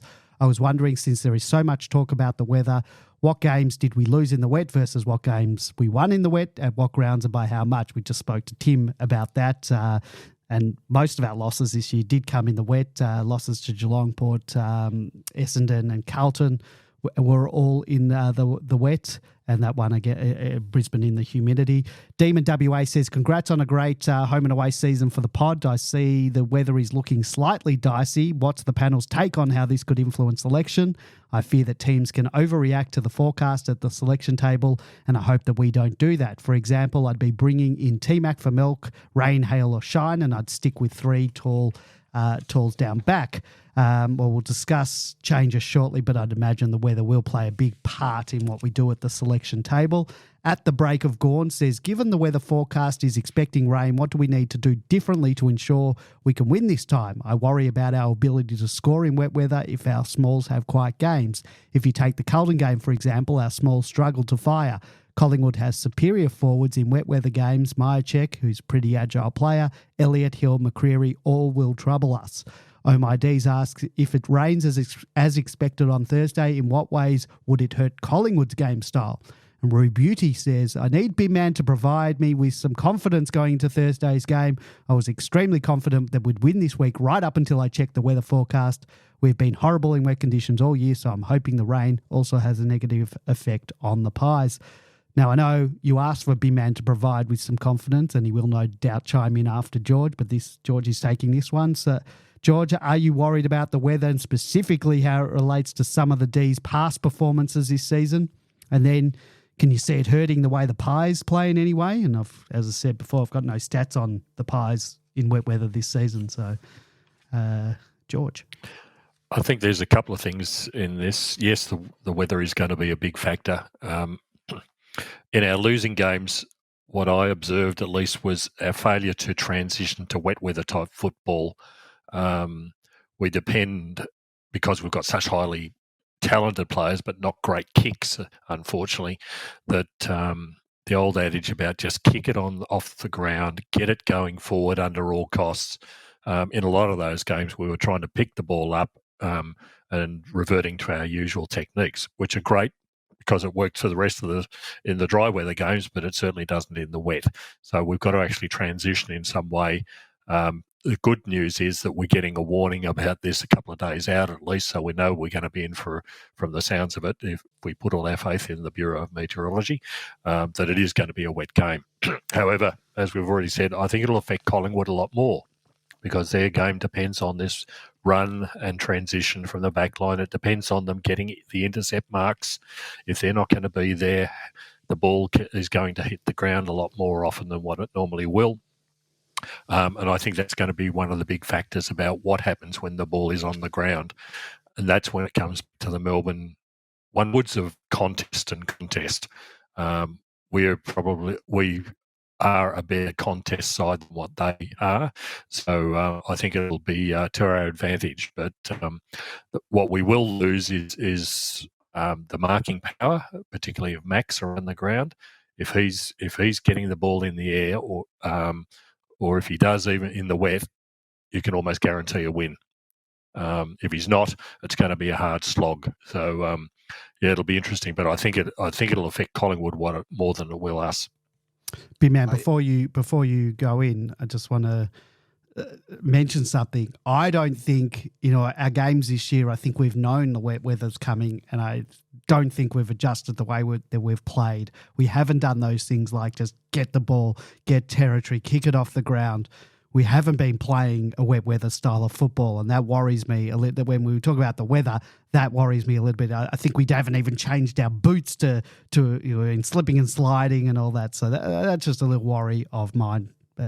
Down to 5.5 now, man. I'm already into the negatives. Who am I kidding?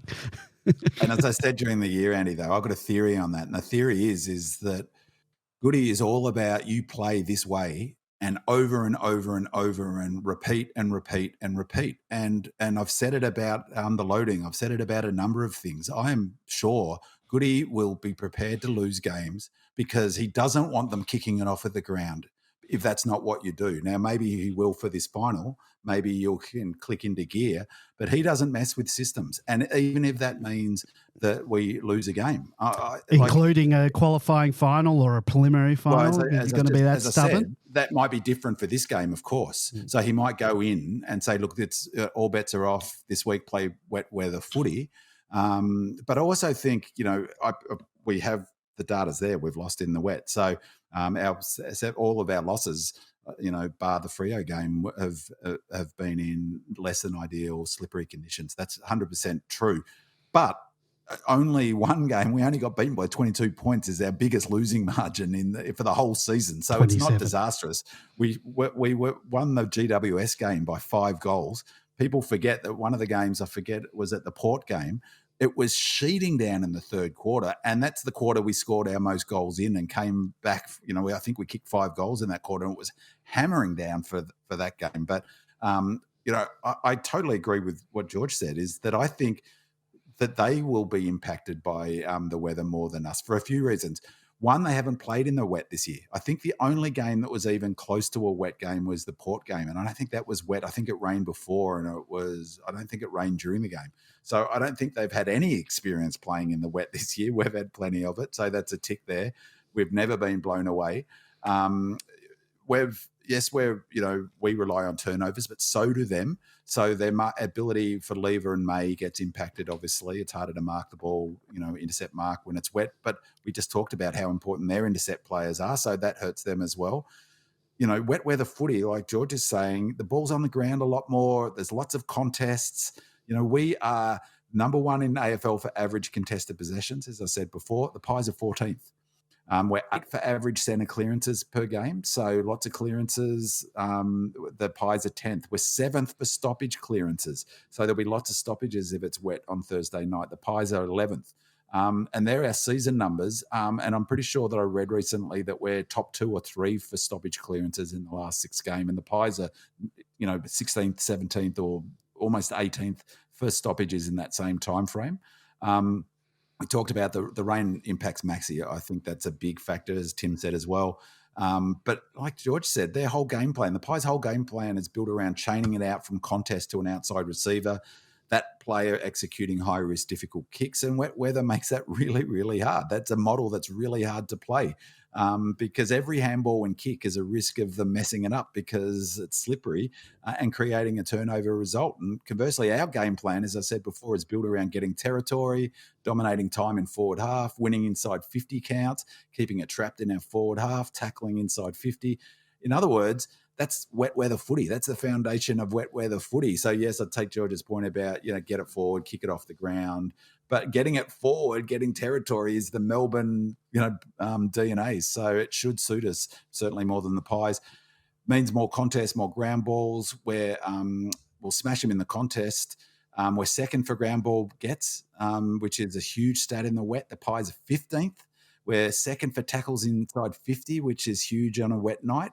Pies are 16th. So think about that Blues D's game. That is how it's going to be like. And that was the most intense, brutal game of footy I can recall for a long, long time, certainly that I've seen live. That's how Thursday night will look. Good luck for the Pies chaining up their little cute handballs and flipping it around to their back half and trying to, with that sort of pressure. And when it's wet, I just cannot see them being able to manage it. So, and for all the talk about 𝗟𝗋𝘃, of course it negates. But, where it negates, as Tim said and George says, is it takes away his relative advantage in marking. And that's a huge part of our game plan because we force teams to kick down the line when we take away their run and we want to go down the line and we've got 𝗟𝗋𝘃 there to be the player. But he's still a brilliant athlete. So even if you take his marking away, he's a brilliant athlete who can win his own ball. And, of course, he's the best ruck in the AFL by country mile. In comparison, they've got Cox and Cameron, and they're both just average players. Neither have 𝗟𝗋𝘃's ruck craft or his athleticism, and they won't be able to mark either. So they've got a huge conundrum. Do they play just Cameron against 𝗟𝗋𝘃? 𝗟𝗋𝘃 will kill him. Or do they bring in Cox? Well, Cox in the wet weather is going to be, without his ability to clunk marks, he's a liability. So I think, totally agree with George. I think the weather conditions are a horror show for the Pies, notwithstanding our record in it. And again, I'll point out that if you take out the 22 points it was against the Bombers, or 27. We were right in the Geelong game. We should have won the Port game. We won the GWS game on expected score by 35 points. So, I think that I think it's a bit of an anomaly, actually, and I think Pies will really, really struggle. You rattled off all these stats where the Pies are very low down on rankings. And getting lower. And their season stats, and they've dropped in all of those keys. Like ground ball gets, I think they're 17th now. For the last 6 weeks of the game, of the season, they're 17th for ground ball gets. Wet footy's all about ground ball gets. So that's a shocking number for a team that again, remember McRae, when he was asked about what they needed to turn around 3-4 weeks ago, he said pressure in the contest because they were getting smashed in the pressure in the contest. That's not a good sign coming into finals. How did this second-rate team finish top of the ladder based on those stats? Well, it's the most overrated football team in my football supporting lifetime. Supreme Demon asks, what do we need to do to beat Collingwood, a team that finished on top of the ladder and are minor premiers? We need to beat the best to be the best, and this is a massive challenge. Well, I don't know if Big Man thinks they're the best. Weather aside, George, what do the Demons need to do to ensure they win and clinch a home preliminary final? My very first thing that we need to do is kick straight. Yeah, it's easy to forget on the King's birthday game. We only won by 4 points. We kicked 18. If we'd only kicked half of those points, 10 the more game would have 10 been more scoring shots and 9 more inside 50s or something. Yeah. And George, sorry, before you go on, I watched the round 22 game yesterday round 21 from last year. Same deal. We should have been 6 or 7 goals up at halftime, but we blew our chances because we couldn't take our chances. Yeah, and if I recall, on the King's birthday game, we had an awful lot of set shots which missed. We hit the post 3 times or something, 3 or 4 times. Yeah, it was just ridiculous. But if we'd kicked straight in that game, like I said, it would have been a 6, 7, 8 goal win, and people wouldn't be talking about Collingwood as being premiership contenders. The other thing that we need to do to ensure the win is what we've talked about already. We need to shut down the Quainos and the Moores and the Murphys, stop that transition game that they so love. The mids, again, are critical. If our mids win, which I suspect they will, again, stop them getting the ball out to their good ball users. It's going to be even more difficult for them, as we talked about in the wet. But if the Petrarcas and Olivers and Vineys are doing their job, you don't need to worry about the ball getting to Pendlebury or side bottom or one of the Dacosses. The other one that I had was for our rucks to beat their rucks around the ground. I'm not concerned about ruck contests. The ball's going to finish up on the ground close to it. Given the conditions which are likely to occur, you're not going to see too many clean clearances out of the middle. But what we need to do is beat their rucks around the ground. We don't want, for example, Cox marking in the forward line. We don't want them getting away with what we do need is for Max, and if we bring in a T-Mac or bring in a Grundy, we want them to beat their rucks around the ground, which will be absolutely critical in this game. Whether that'll be possible, it'll be interesting to see, but certainly the other factors of winning the contest, shutting down their running game, particularly from that half-back line, but kick straight, and the game will be all over very, very quickly. RPFC says one exercise might be helpful as the masses on Demonland are convincing themselves of our superiority. If we were to lose, why would that happen? What I see, we may struggle to take advantage of periods of dominance if Fritsch or Track aren't firing. We may be cut through with the Pies ball movement because of high press. They may get 4 great looks in a hurry. We might fall back into some bad habits around slow ball movement out of the back line, and tied with losing stoppages, it would just invite pressure. Any exploration of those scenarios would be helpful because you will talk plenty about the reverse, which I think we just have. B-Man, I might ask you to take your positive Binners hat off and answer this one if you can. Well, I as I said, I watched the round 22 from last year, or round 21, and the King's birthday in the last few days. And one thing I'd forgotten about the King's birthday, it's funny how memory works, is excuse me, that they really should have been 4 goals up halfway through that first quarter. They dominated the first 10 minutes of that game, and I completely forgotten that. And they, of course, dominated the last 10 minutes of the game. So it was, excuse me, we need a cough button. And so it was a bit like a mild version of what I was saying before, that idea of them blitzing in the first quarter and blitzing in the last quarter, but they could only manage 10 minutes of it. So I think if they take their chances early, my feeling is, and I'll talk about this in more detail when I talk about the tactics, but I think they'll come out really hard.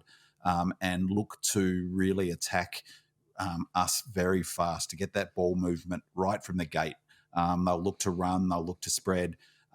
So I think critical for them will be if they hit a few targets, if we're off and we give a few turnovers like we did against the Blues, if we give the ball to them and allow them to run, get the crowd behind them, that's a big worry, I think. So, we've got to make sure that we don't let them get, for me, it's the 3-goal margin. If they don't get out to any more than a 3-goal lead, I think we win this game. If they can get out to a 3+ goal margin early on the back of they take their chances, which is what they did in round 21 last year. They were kicking them from everywhere last year and kept in that game where we were missing everything. So if they take their chances and we don't, then I think that's a huge opportunity, because then all bets are off. Once you get to a 4-goal lead, it doesn't matter how good the opposition is. It's just hard. You've got to run that score down, and if it's wet, it's going to be even harder. So, the way the Pies can win this game is to do what the Blues did: throw everything they can at us in that first quarter, but instead of only having a 3-point lead, having a 4-goal lead, for instance. I don't agree necessarily there's sort of any risk of us not taking our chances. We don't, we've been really good. But of course, as George said, the big risk is our accuracy. It's been much better in the last, we're back up there in terms of the top 5 accuracy in the last 6 or 7 weeks. As I've talked about a fair bit, I think that's fatigue related. If they get going, they get confident, they get the crowd behind them, and they do get that fast ball movement. I think that, of course, they're a real danger, a real good chance of beating us. And I'll go back to what George said before. I really agree. I think Quaynor, Murphy and Moore are critical. If they beat us down back, intercept and kickstart those forward movements, I think they'll go a long way to beating us if that happens. Partly what the Pies will need to do, I think, is to emotionally be in front, if that makes sense, is to get up and be up and about and get a 4-goal lead and get the crowd behind them. I'm really confident in our ability to block that out and manage it. We've done it all season, but you just don't want to get 4 goals down. So 3 goals for me is a real barrier. The other one I think is really critical is, I said this before, is 𝗟𝗍𝘀𝘁𝗏. He's their clearance. Dominates their clearances. He's number 1 in their team for centre clearances and for total clearances. Tom Mitchell, I think, is also really important to them. And of course, Pendlebury plays an outsized important role, I think, as well with 𝗍𝗍𝗀𝘀𝗁, because he's the distributor. The other thing that they've got a massive advantage over us is their leg speed. They've got, across the board, they're faster. And so if we don't do what we need to do and control the tempo and if we allow speed to get into the game, then if they take their chances, they could easily, jump out to a 4 or 5 goal lead. B-Man, let's get into your tactical overview. You're a resident tactician, so take us through how this game will play out. So it's sort of carrying on from what I was just saying. There's a poster on Demonland. El Diablo posted on Demonland that we must win the territory contest at all cost. And he asked me on Demonland what I thought the single most important thing we needed to replicate from the King's birthday victory is.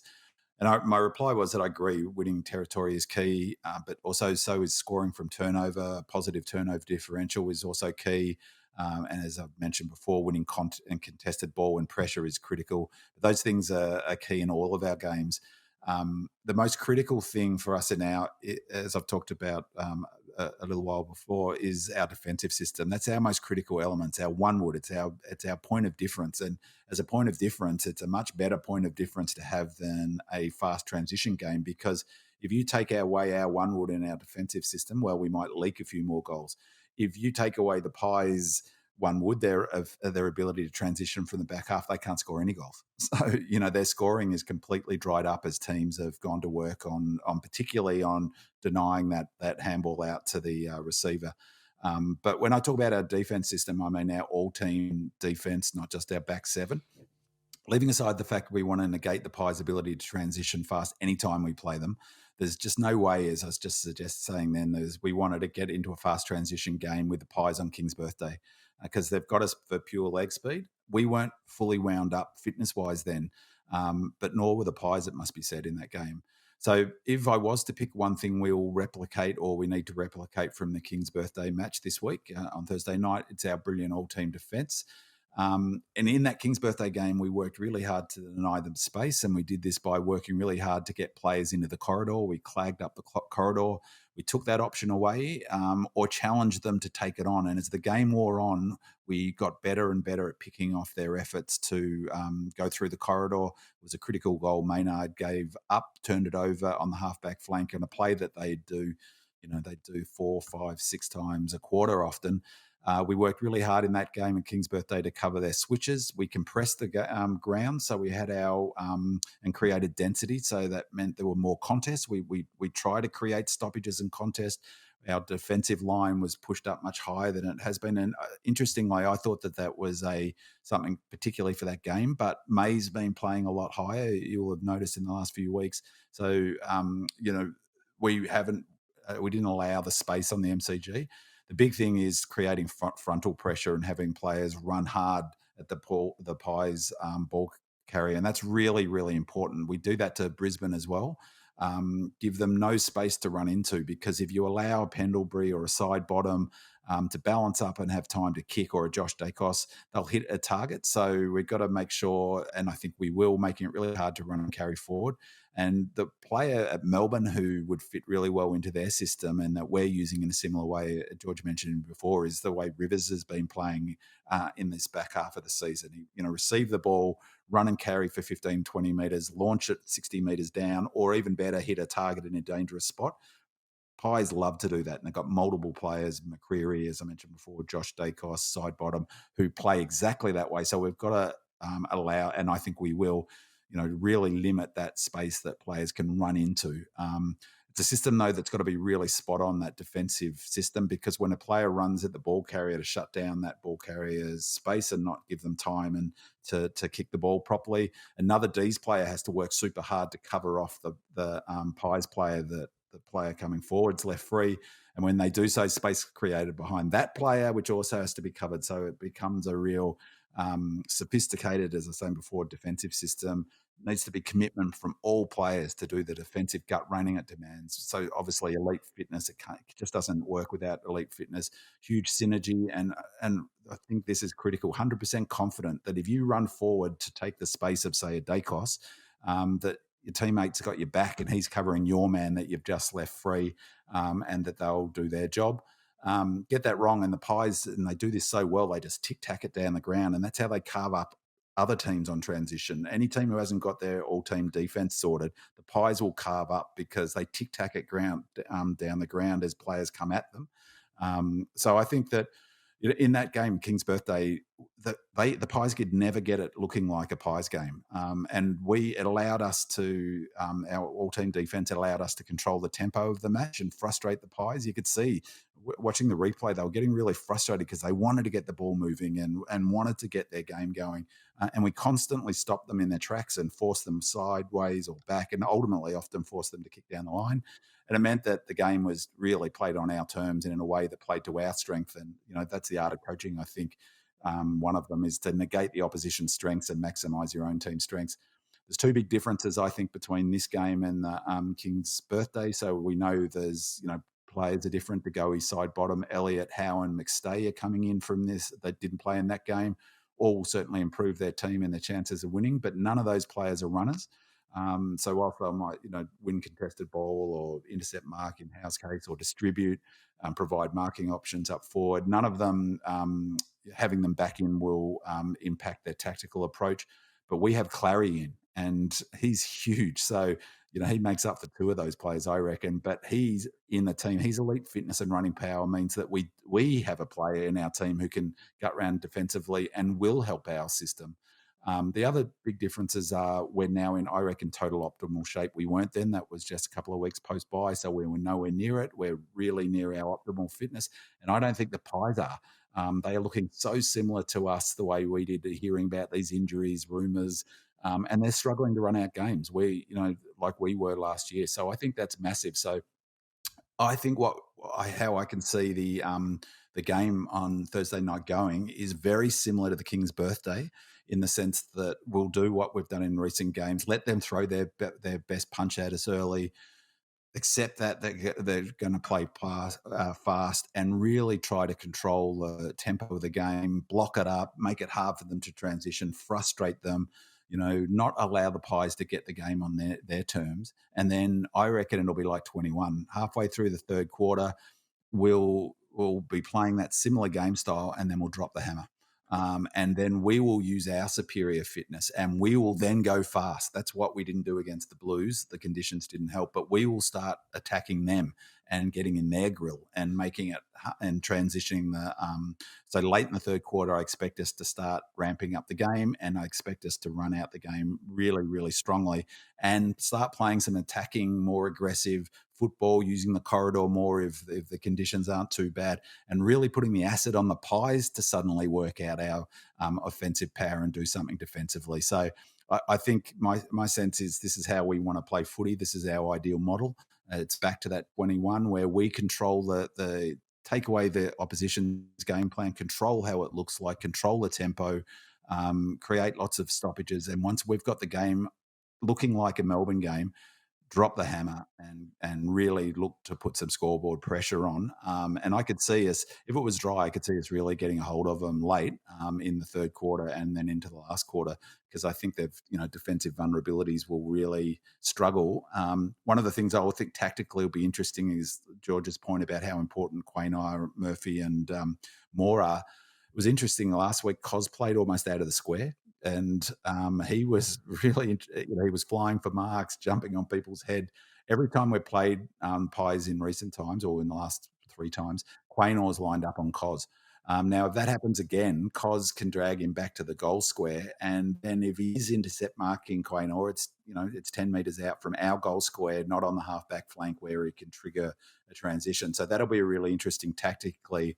I could really see him dragging him back. And we'll talk about it in selections, but, if Smith plays, then, who gets more? Moore played on 𝗏𝗏 last time, which was really curious, and worked hard to get back to 𝗏𝗏. But again, if Moore plays on 𝗏𝗏 plays out of the goal square too, or he's a leading forward. So that'll be a really interesting matchup, but we'll talk about matchups a bit more detail soon. Well, let's get into our key matchups. Mr. Freeze asks, what is the ace up the sleeve for both teams? The Pies will be aware we will counter their overlap in some way, as we showed this game plan in the King's birthday game. I don't think they will adjust their game plan much, but 𝗍𝗶𝘀𝗁 will be a major in for their clearance work. He shredded us last year. I think our ace in the sleeve remains Clayton Oliver. If let off the chain, he can accumulate massive numbers, but I have been loving his defensive mid-work, and I think he may sacrifice his individual numbers to use his physicality and pressure around the stoppage. Lefty says neither Steele Sidebottom nor Jordan 𝗍𝗶𝘀𝗁 played in our King's birthday clash. Do these inclusions worry you? Both have caused us trouble in the past. Red and Bluebeard says, thanks for the consistently excellent podcast, guys. Keep it up. Interesting to hear Gorn's comments recently about him being out of form when both he and Grundy were in the team a couple of months ago. How critical is Gorn's form to our chances of success against the Pies? And if Gawn is on song, is it better to have Grundy in the team for support, relieving JVR from rucking, which always gives me the jitters about the potential for injury, or just let Max run riot on his own? So, George, what are the key matchups in the middle? The middle's going to be the make or break to a certain extent of the game. If we stop them getting the ball out so that they can run their transition game of some sort, they just fall apart, as simple as that. But having to go in and Sidebottom into the side, yes, of course, it makes a huge difference. And as Binman said, we've got Oliver in the side now, so it's going to be really hard. But I think the main interest in the middle, because there are bulls on both sides, will be the ruck contest. It'll be Max, and I think Grundy's going to be in because Collingwood have 2 rucks. I don't want to see JVR having to go into the middle to do ruck duties. It takes away your full forward, and he's a 20-year-old kid. He'll get hammered if he has to come up against someone like Cox, for example, in the middle. So I think we'll see Grundy back in the middle. He can double up as a forward if needed. Not very well, mind you, but he's a better ruck. So we need to be able to match them. I said before, it's how those players play around the ground, what influence they have around the ground that's going to be more important. Do they get the marking power? Do they deny the opposition the chance when they go into their own forward line? Cox has this habit of resting in the forward line and taking marks because he's 9 foot tall. If say a Grundy goes and follows him and denies him that opportunity, it takes away a lot of the Collingwood scoring power. So it's going to be interesting. It's going to be a great battle. Two teams with two sets of bulls going head to head, probably in wet conditions. It's I'm just glad that I'm not going to be in there. Let's get on to the backs. Supreme Demon asks, how do we combat Collingwood's 2 ruckmen in 𝗪cie Cameron and Mason Cox? Of particular concern is who will play on Mason Cox if he drifts forward. Bigfoot says, excellent podcast again last week, fellas. Can't wait to get stuck into this one like we'll get stuck into the Pies on Thursday. One thing that worries me about the Pies is their forward line.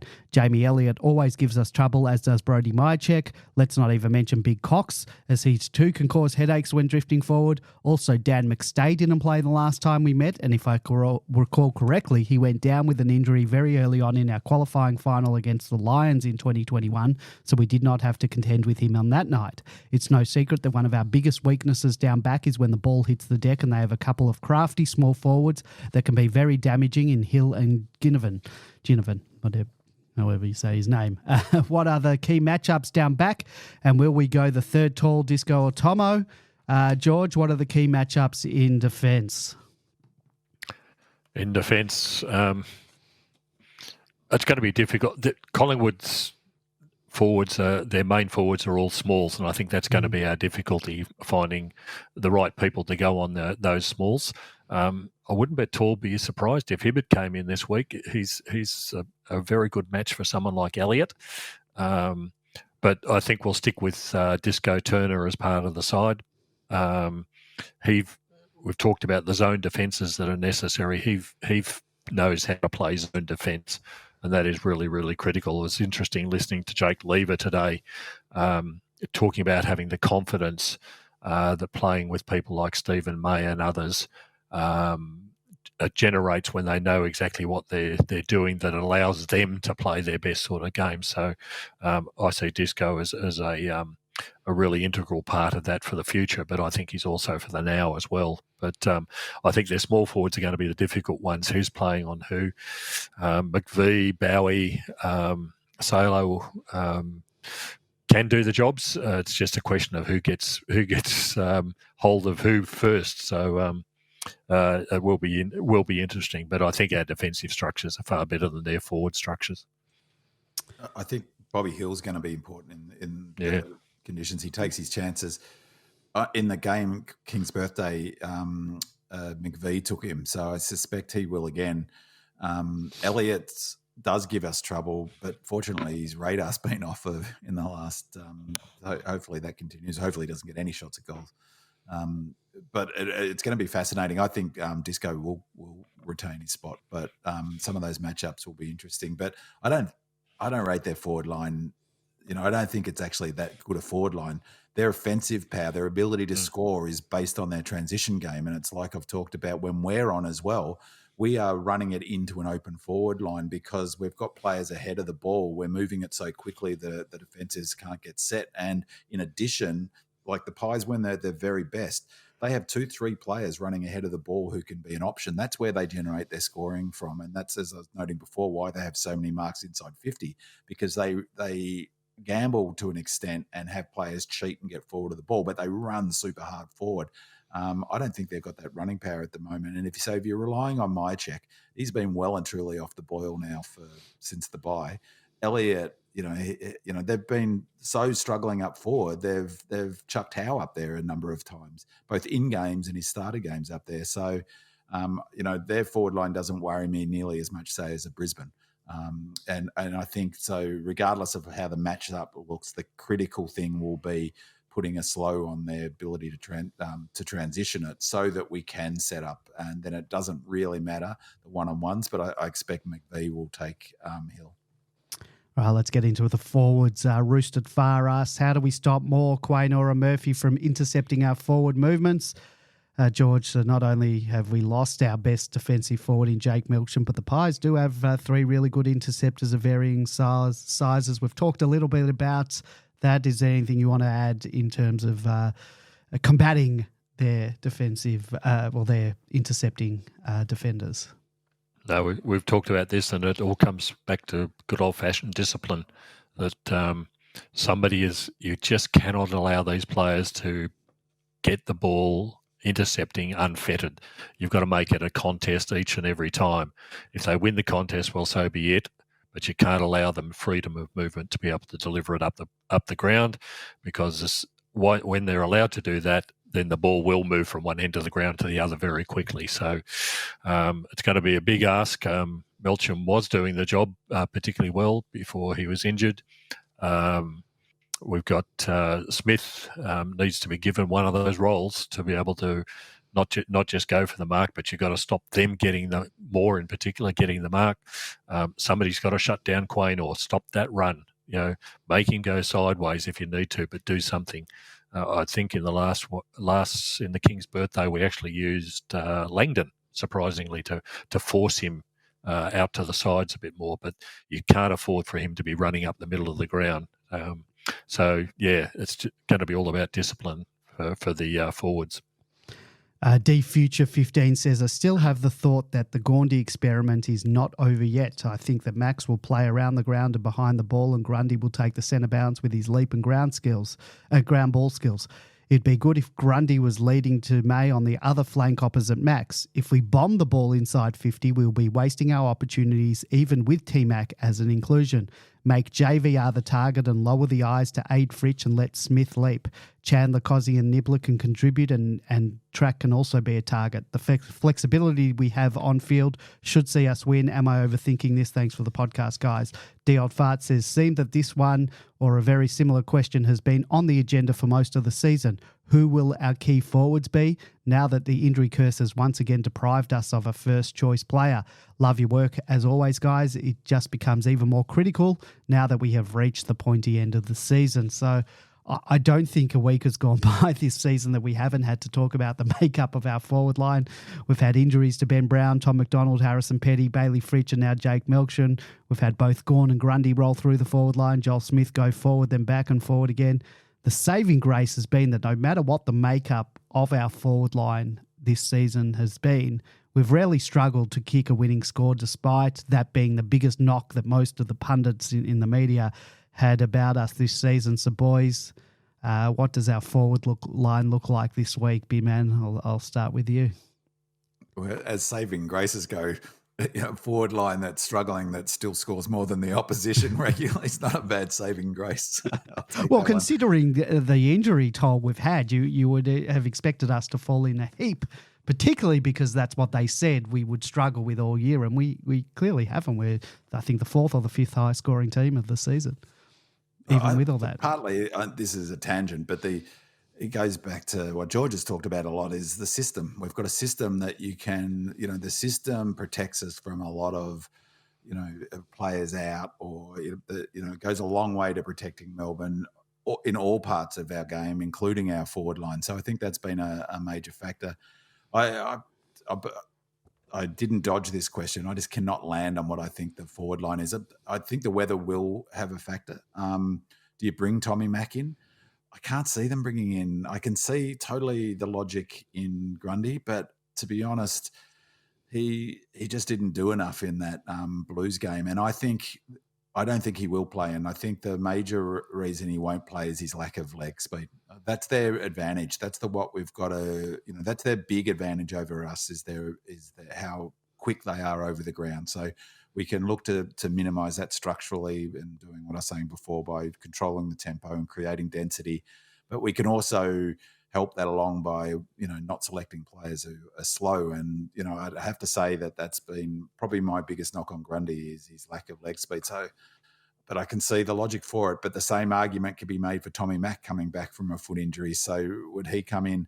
I actually think they will go with Tommy Mack, and he'll come in, and I think Smith will stay in the side, which will be our forward line. I just think Tommy Mack, for the point that George made, is that you can't expect in a big final JVR to be doing the donkey work. It's like you want him close to goal, impact, always fresh, kicking clutch goals, leaping and jumping.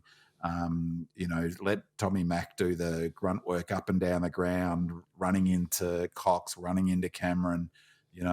Cox will be snipey. He'll be looking to put knees in. I don't want, Cox, the way he plays, I've watched both those games, and he really looks to hurt, with these knees, and he's I don't like the way he goes about it, and he's exactly the sort of player who will look to hurt JVR in a ruck contest. So, like George, I don't want JVR getting knocked from pillar to post. So I can see Tommy Mack, our forward line, basically Melksham out, Tommy Mack in, and otherwise the same forward line.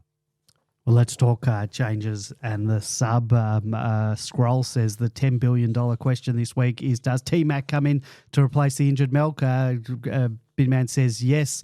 Roosted Far asked T-Mac and or Grundy if Cox is teaming up with Cameron. That was the question.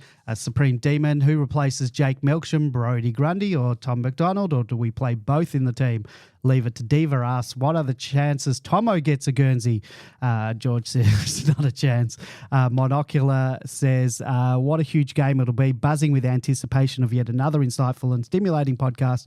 Questions have mostly been asked already. The biggest ones are, of course, forward line, T-Mac's possible return, Smith role, Spargo versus Laurie, etc. The ruck plus or minus Grundy, defence Turner versus Tomlinson. Go Demons.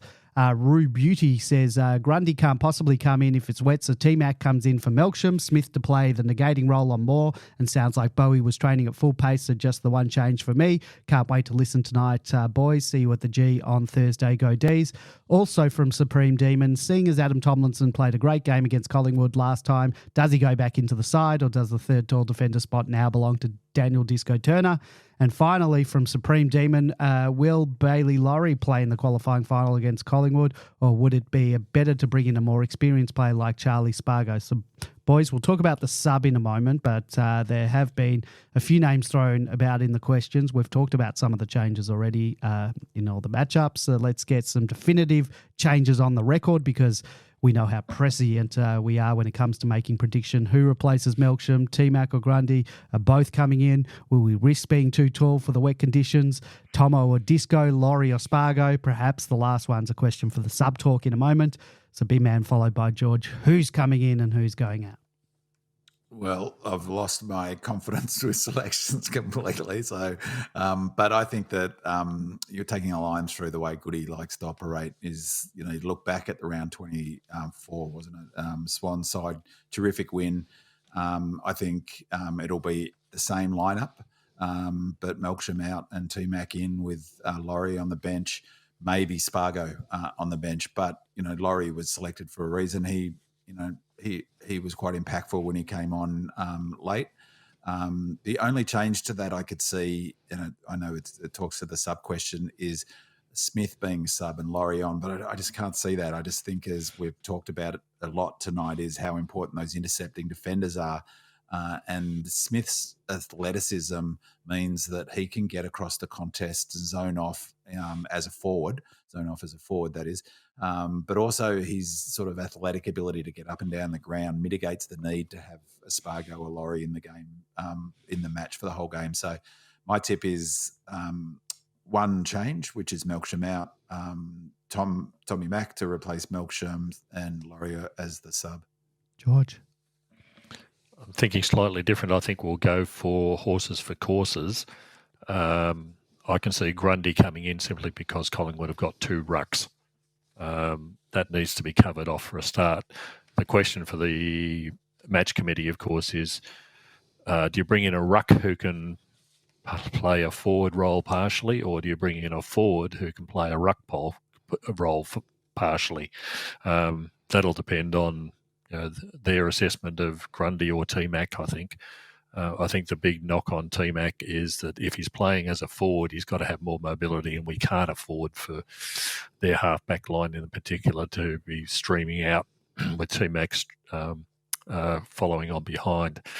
I think we're going to get more value out of Grundy as a ruck than we will out of T-Mac as a forward. That's that's my guess. Just as equally, I think Grundy's probably T-Mac's probably no quicker than Grundy. That's the trouble. It's one or the other. But just as equally, I could also say Smith, I think, will definitely stay in the side. He's the one who's the best match for Moore, for example. He's got the athleticism, he's got the height. So I think he'll be staying in there. The one I think Laurie might be dropped off. Because we might need both a forward and a ruck, but and maybe Hibberd comes in as a sub. The other one, Hibberd could come in for if it's wet. Hibberd might come in for Turner because then you could run Hibberd head to head, like you said before, on Elliott. And you've got his grunt, but I just have a query on where he's at because, that concussion was awful timing for him. And did he play was he not? He stepped out of it presumably. He has played subsequently, but he didn't play on the weekend. Didn't play on the weekend. Yeah.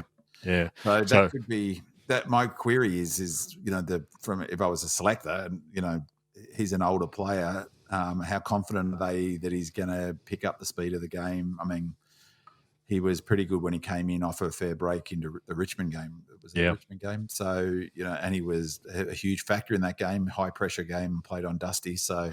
Him, and he also understands the defensive system and all of that stuff. So, maybe I'm talking myself into him coming in for Turner because the one thing about Turner is that it would only be his third game of AFL footy on a wet night where it's gonna, contests are going to be king.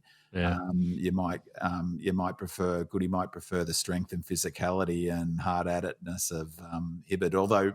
I have to say, Disco Turner he's pretty hard at it as well. He is no shrinking violet. Yeah, and the other thing is Collingwood, their two tools, the McStay and Myercheck.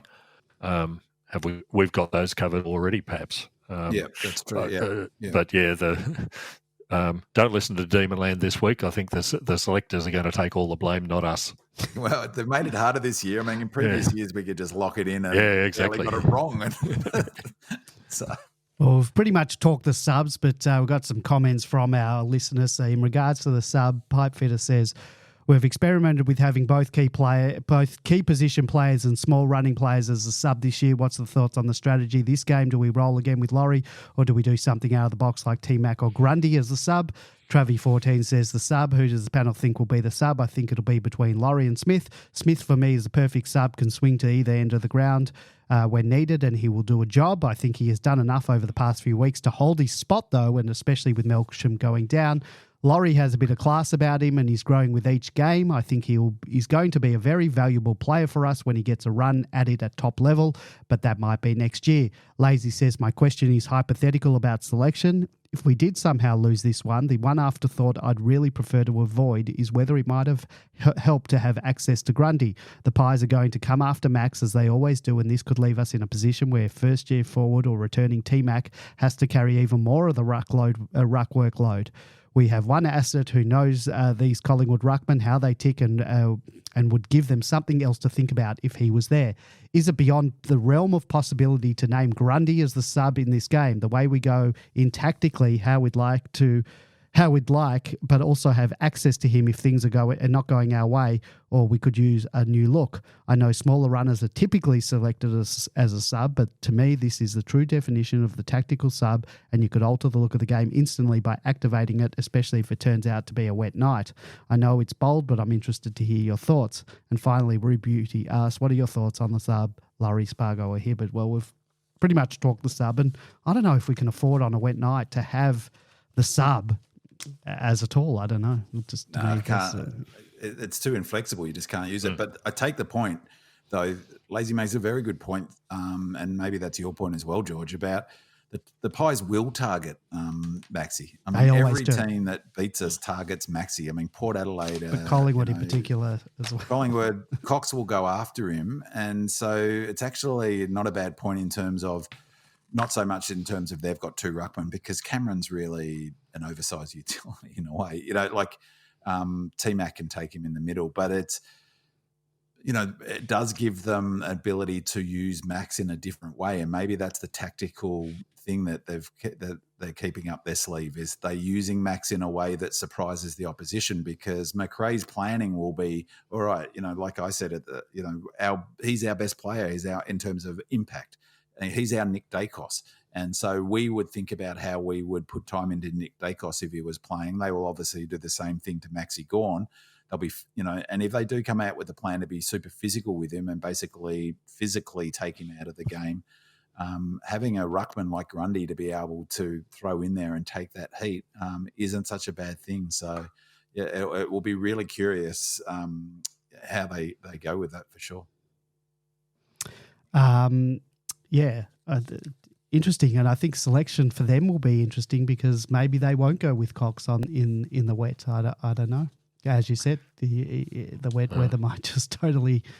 Their problem though him. is that without him, Cameron can't run solo against Max, and they don't have another ruckman. I know that Frampton maybe can give a chop out, can't he? But Cox has been in good form for the last 6 weeks, in any case. So. He's almost their first ruck choice regardless. And I think they like the fact that he gets in people's faces. Obviously, we don't as fans, but, you know, he's I'd be overstating it to say he's a talisman for them, but he definitely gets up and about, doesn't he? And, you know, watching last night's game, I would get furious all over again when Fritsch missed the goal after a free kick. He got, I think, King's birthday. Who's straight into his face when he missed the shot? Cox, right into his face and giving him lip. And, you know, he's the sort of player that can distract, I think. And so they'll want him in the team probably. If you recall the King's birthday game, Cox and Petrarca had a couple of words to each other as well. Absolutely. So there might be a bit of fire in this game. Predictions. We've talked systems, we've talked game plans, we've talked tactics, we've talked matchups, we've talked selections. It's now time to put your money where your mouth is and let me know your predictions for the match. Bin Man followed by George. Who's going to win this match, and what are you going to do in the Demons week off next weekend? I think Melbourne win this match. I'm really, really confident. I think as it's turned out, it's worked out brilliantly that we weren't awarded the points. We won the game against the Blues, but it's worked out really helpfully that we've finished fourth, not second, because even if I would have not been as confident playing Brisbane this week, if that's how in the qualifying final as I am against Collingwood. I think Collingwood are paddling at the moment. Then, you know, as I said before, McRae and all the talk coming out of Collingwood about what do they need to turn around to get back to their best form was focus on pressure and contest. That's not what they need to get. They need to get their run back. They need to get their one-wood, which is their speed, but they just don't look like, you know, they look so much like we did last year, getting gassed late in quarters, getting gassed in the last quarter. You know, they've fallen off a cliff in terms of their ability to win to outscore the opposition in the last quarter. They come in off that, you know, what would you call that game against Essendon? Like, that was ridiculous. Like, Essendon's that was one of the worst defensive games. I only watched the highlights, but it was appalling. Like, what sort of way to go into a final series? They won't know what hit them. The Pies won't, you know, after that. Bruise-free is the best description I can think of. Yeah. There was no defence, absolutely no defence. No pressure on the ball carrier. No. And you could see it was interesting actually, because you can see how the Pies play in that game when you take away their pressure. Suddenly they're running in waves. Suddenly they're doing all their Hollywood handballs over their head and it's all turning to gold. And, you know, they've got players running ahead of the ball and party tricks here and all of that stuff. But you put you ramp up the pressure, double that, and then, you know, they're going to struggle. So, you know, I think the big kudos to Goody this year is that he has a core game plan, and I talked about it before, contest and defense and all of that stuff. but we've got different ways of playing now. And I feel like Collingwood don't have a different way of playing. You know, maybe Macrae's got an ace up his sleeve and he's going to try something. But unless you practice different ways of playing in the heat of battle, you can't suddenly turn it on come finals. And you think about all the different ways we've played footy this year. We've come from behind. We've been front runners. We've scored heavily. We've kept teams to, you know, we kept the Sydney Swans, a very good offensive team, to 50-odd points last week. You know, we can hold teams, we can control tempo. If we want to get it in an open running game, we can do that. We've got so many different levers that we can pull compared to the Pies. And I just think it means that we've got a massive advantage. One thing that hasn't been spoken about a huge amount is that the Pies talk about their 19th man, and the 19th man being the crowd, and the benefit that they get over the opposition of having 60, 70, 80,000 Pies fans going bananas for them. Well, that won't happen on Thursday night. It's 50-50, and the neutrals will be for Melbourne. So, you know, it will be like that Geelong, the 2018 final that all of us obviously went to. That was such a brilliant game. That was like a Melbourne home game. That felt like that game. Well, you know, it won't quite be like that, but the Pies won't get a big game. Usually all their games, they're the ones, you know, with most fans. That's not going to be the case on Thursday night. So that, I think, is a real advantage to us, because we're used to not having the crowd, you know, being the 19th man. We don't need the 19th man. The mere fact that I heard more talking about the 19th man suggests to me they need it.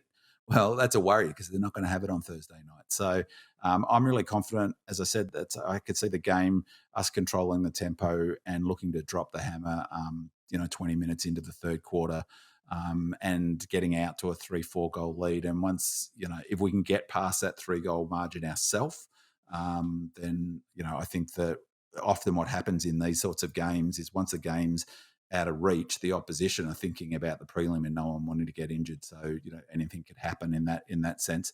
My worry is that they get going early and the crowd does get behind them and they take their chances. And, so, you know, if we get any more than 3 goals down, I'll be worried. But if they can never get a margin beyond 3 goals, I'm super confident we win this game. I think because if the wet conditions occur, as it looks like they will, I don't think there'll be a great deal of difference between this game and perhaps what we saw in the Carlton game. It's going to be tough, hard. Scoring's going to be difficult for both sides. But yeah, looking at Collingwood, even against Essendon, they're looking very tired at the moment. And I think they're going to run out of legs quicker than what we will. Won't be a great margin simply because it's of the wet conditions, but it'll be emphatic. It might be only two goals, 3 goals, something like that, but it'll be like the King's birthday match in a way. They never looked like they were ever going to get in front, despite our poor kicking. So, yeah, I think we'll be right. And a bit like, George, the Sydney game. I watched the last quarter last week of that, and it was weird because they were closer than on the scoreboard. They were actually only 2 goals behind, but it felt like we weren't ever not going to win that game in the last 15 minutes of that game, despite the fact that 2 goals is nothing in modern footy, quote unquote. But it's because we're so good at denying the opposition ability to score. And so I agree with you. I reckon that's a really good comparison, the Blues game, because if it's like that, you know, just think about whether the Pies in their current, where they're looking at the moment, could stand up to us and our pressure the way the Blues did that night. The Blues were phenomenal, and we still won that game of footy. So, yeah, it will be very much like that in terms of the intensity, I think. Well, you got me convinced. D's by 43 points. Oh, Andy, he's up and about. Oh, no, you're making me nervous now. Up to 7.5 now. God, that's 6.5, 43. Well, at 8 points, that'd be like a 62-point win. There you go. Let's talk quickly about some of the other games, and contrary to popular belief, on Demonland and in the everyday thoughts of Pie supporters, Thursday night's qualifying final isn't the only game in town this weekend. There are 3 other important matches. All of the results could have some bearing on our fortunes this season, whether we win or lose this match. The Blues versus the Swans, we'll start with them because if we lose this week, we will be playing the winner of that game. What are your thoughts on that game? who's going to win? Who would you prefer to play next week should the unthinkable happen and we lose this week, George? Blues, I think easily they're in reasonably good form at the moment. They're all up and running. So, but quite honestly, the rest of any team that's not in the top four at the moment is a step below the top four. But go for the Blues in this one.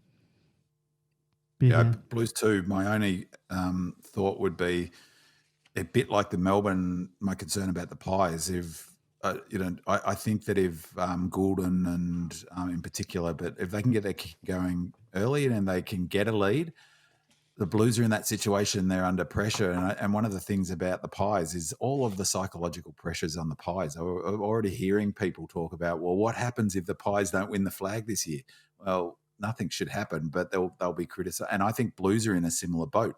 There's so much expectations about the Blues and being the top four team and better than Collingwood, Melbourne, and yada yada yada. So beware the underdog in that game is my thought. Well, another important game for our fortunes this season is the Lions versus the Power. If we lose this week, our path to the grand final goes through the winner of this match at their home ground. Same questions. What are your thoughts on the match? Who's going to win? Who would you prefer to win in case their home ground is the avenue to our 2023 grand final? Bin Man. I think Lions, and I think that they're my number 2 seed. If I was doing the seeding, it would be us, Lions, Port, and Pies fourth, and really only Pies fourth because I think, as George said, they're struggling at the moment. Physically, I think they're struggling.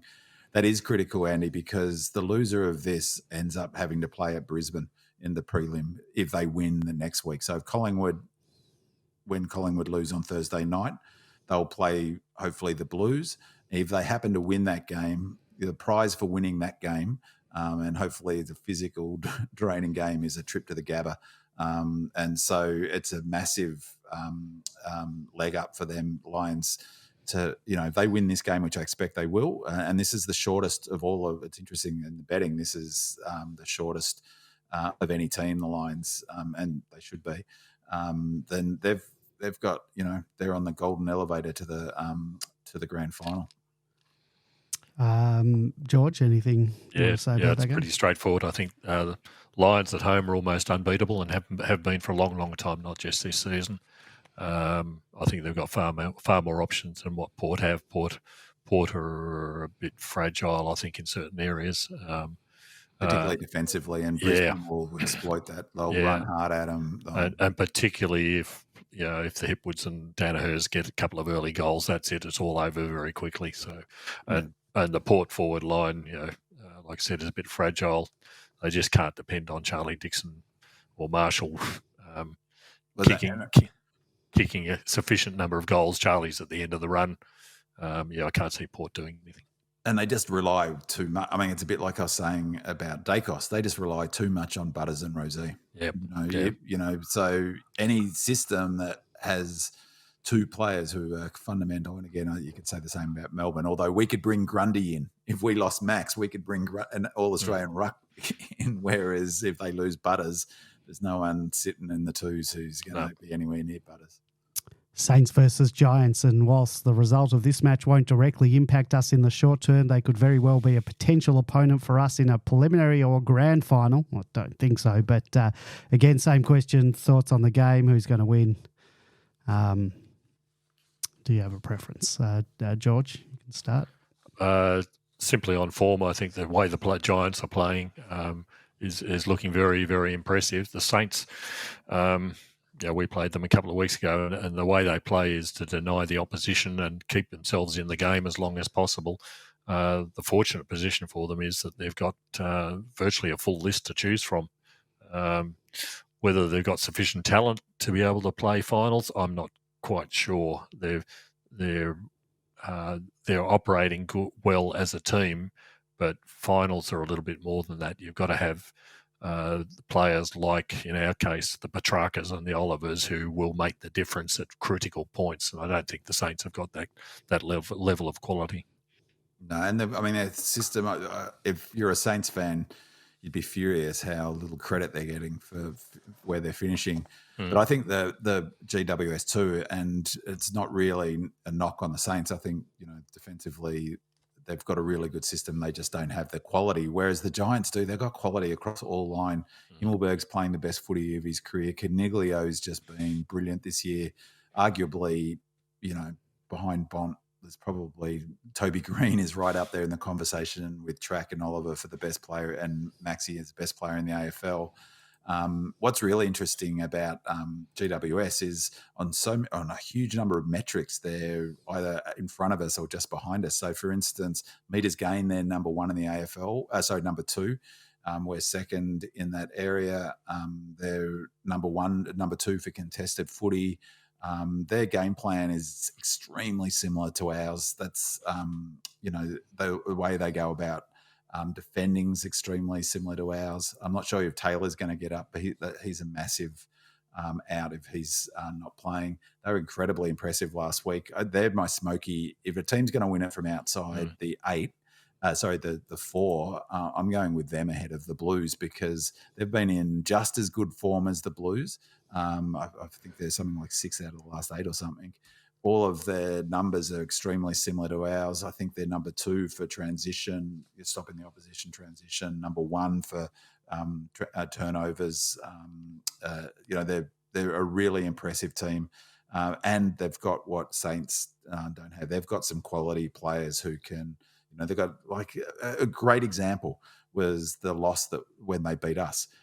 Josh Kelly, we're struggling to kick the ball. We're shanking it all over the joint. Josh Kelly, with his supreme skill, flushes a wet ball with a pouring rain from outside 50, and that's the winning goal. They've got that sort of quality. And so, I'm really looking forward to that game because tactically that'll be a fascinating game. And I'm really bullish about the Giants. So I hope they do well, except if they play us. Well, before we finish up, last week, the All-Australian team was announced, and the only Demon to get a jacket was Christian Petrarca, who earned his 4th All-Australian jacket. So massive congratulations to Track. He also came 4th in the AFL Coaches Award behind the winner, Zach Butters, and then behind Bontempelli and Dacos. Jack Viney was named in the All-Australian squad, and despite a great showing in the second half of the season, backed up by his 14th place in the Coaches Award, he was left out of the team. According to our mate Andrew Whelan from Wheelo Ratings, Viney was the 4th best player from round 13. According to Wheelo, Viney is 4th on the coaches' votes since round 13 and clearly number 1 for Melbourne during this time. He has polled in 10 out of a possible 11 games, which is more than any other player in the AFL. Bontempelli, Sarong, Rosé and Petrarca have all polled in 9 games during this time.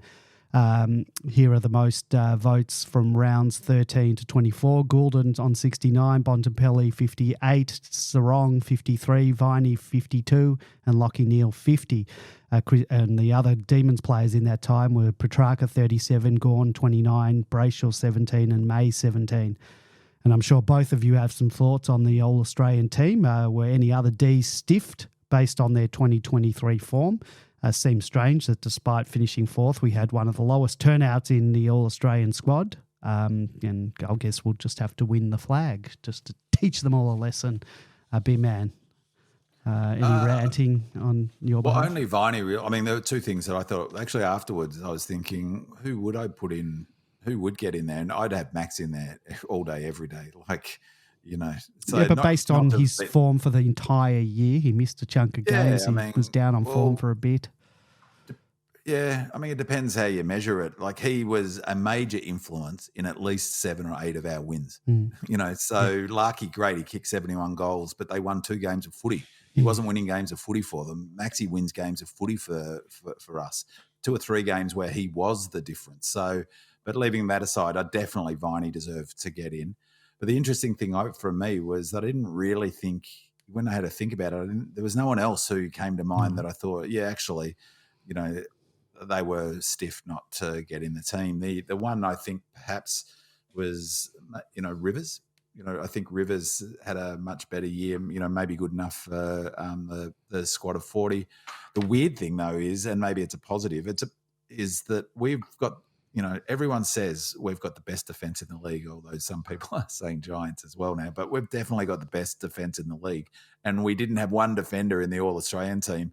The Saints had two in there. So I thought that was a real curious thing. And having Track as a forward, I mean, come on, like he's the best midfielder, one of the best midfielders of the last 30 years, and you put him on a half-forward flank so you could squeeze in I don't know who they squeezed in on the interchange bench. So I think that was a bit stupid as well because he kicked goals, but he only played, 6 or 7 games where he played more than 60% of the time as a forward, wouldn't he? Yeah, well, if you're excluding Viney based on, he only had from round 13. Well, Track only played in the forward line from about round 16, 17. I mean, apart from the fact I would have loved to have seen Melbourne players in there for the sake of seeing Melbourne players, I don't think we were stiff. And I just thought after when I gave it some thought was, well, actually, it's a big pat on the back of of Melbourne, isn't it? That we can be in a position where we win this game, we'll be favourites to win the flag with only two All-Australian, one All-Australian player and only 2 in the squad. George, any feelings on this? I think every supporter of every team will find plenty of examples of our player X should have been in the side instead of their player Y. And I think Viney was stiff in this particular case, but I think the structure of the way it was selected, there's something fundamentally wrong. The reason that I think it's wrong is because of the squad. 11 out of 44 are either a fullback or a full forward. In the actual team, 7 out of the 22 were either a fullback or a full forward. And when you're putting people like Callum Wilkie, for crying out loud, as fullback in the side ahead of someone like Stephen May, for example, that really worries you. But you don't need 3 fullbacks in the side. You don't need 4 full forwards in the side. It was just ridiculous. And what that does is limit all the other great players that are in the around the ground from other teams. So I think there was an overemphasis on certainly fullback, full forward, and it just completely skewed the whole aspect of the All-Australian side. Yeah, I mean, the other thing that Josh Dacos, I mean, I don't know, maybe he had a brilliant enough year, but I heard someone say it was great this year because we had 2 genuine wingers that we could choose. I think it was Ling. He was one of the selectors. So I think it was Goulden and Josh Dacos. Well, if you want a pure winger, Hunter must be in that conversation then. So does Langdon. Langdon's not, maybe he hasn't had the year that Dacos. The other one that I thought was Moore. And, I like Moore. I think he's an excellent player, but he's defensively not, he can't shine Steve May's shoes defensively one-on-one. And, no way. Who would you choose if you're in the schoolyard? I would choose May all day, every day over Moore. And don't get me wrong, I think Moore is great, but I wouldn't have had him in the side. And I would have had Wiedering in the side ahead of Moore. I haven't looked at the numbers comparatively. Maybe Moore's numbers would look a bit better. But again, if I was picking them in the schoolyard, I'd pick Wiedering ahead of Moore. And that's no knock on Moore. I mean, he's a terrific player. I just don't think he's more of an offensive defender, if that makes sense. All right. I think we're going to leave it there for tonight. We're going to be back next week, hopefully commemorating a famous victory after booking a home preliminary final. Either way, we'll be here celebrating or commiserating and preparing for our next contest. If you want to listen to the show live, then please head on over to demonland.com on Monday nights at 8:30 p.m. Thank you to our 5-star reviewers on Apple Podcasts. Thank you to Undeniable, Terence in Belgium and 𝗟𝗶𝘀𝘁𝗁 in New Zealand. Thank you to our voicemailer, Salty. Thank you to our callers, Noah, Kieran and Tim. Your questions and comments are an integral part of the show, so thank you to our Demonland posters who submitted questions and comments. Thank you to 𝗟𝗶𝘀𝗁14, Smurf, Oh My D's, What Say What, Roosted Far, What Do We Sing, Demon WA, At the Break of Gorn, Rue Beauty, Supreme Demon, RPFC, Mr. Freeze, Lefty, Red and Blue Beard, Bigfoot, D Future 15, D Old Fart, Scroll, Leave It to Diva, Monocular, Pipe Fitter, Travi 14, Lazy, Wells 11 and Flower Magic. Thank you to my co-hosts, George and B-Man, and thank you to you, our loyal listeners. And don't forget to leave us a 5-star review and a comment on Apple Podcasts or wherever you get your podcast from. We'll read it out on next week's show. Don't forget to check out our YouTube channel to watch the show. Just search Demonland Podcast and please like and subscribe. See you next week. Go Demons. Relegers. Come on, demons. Come on, demons. Come on, demons. Come on.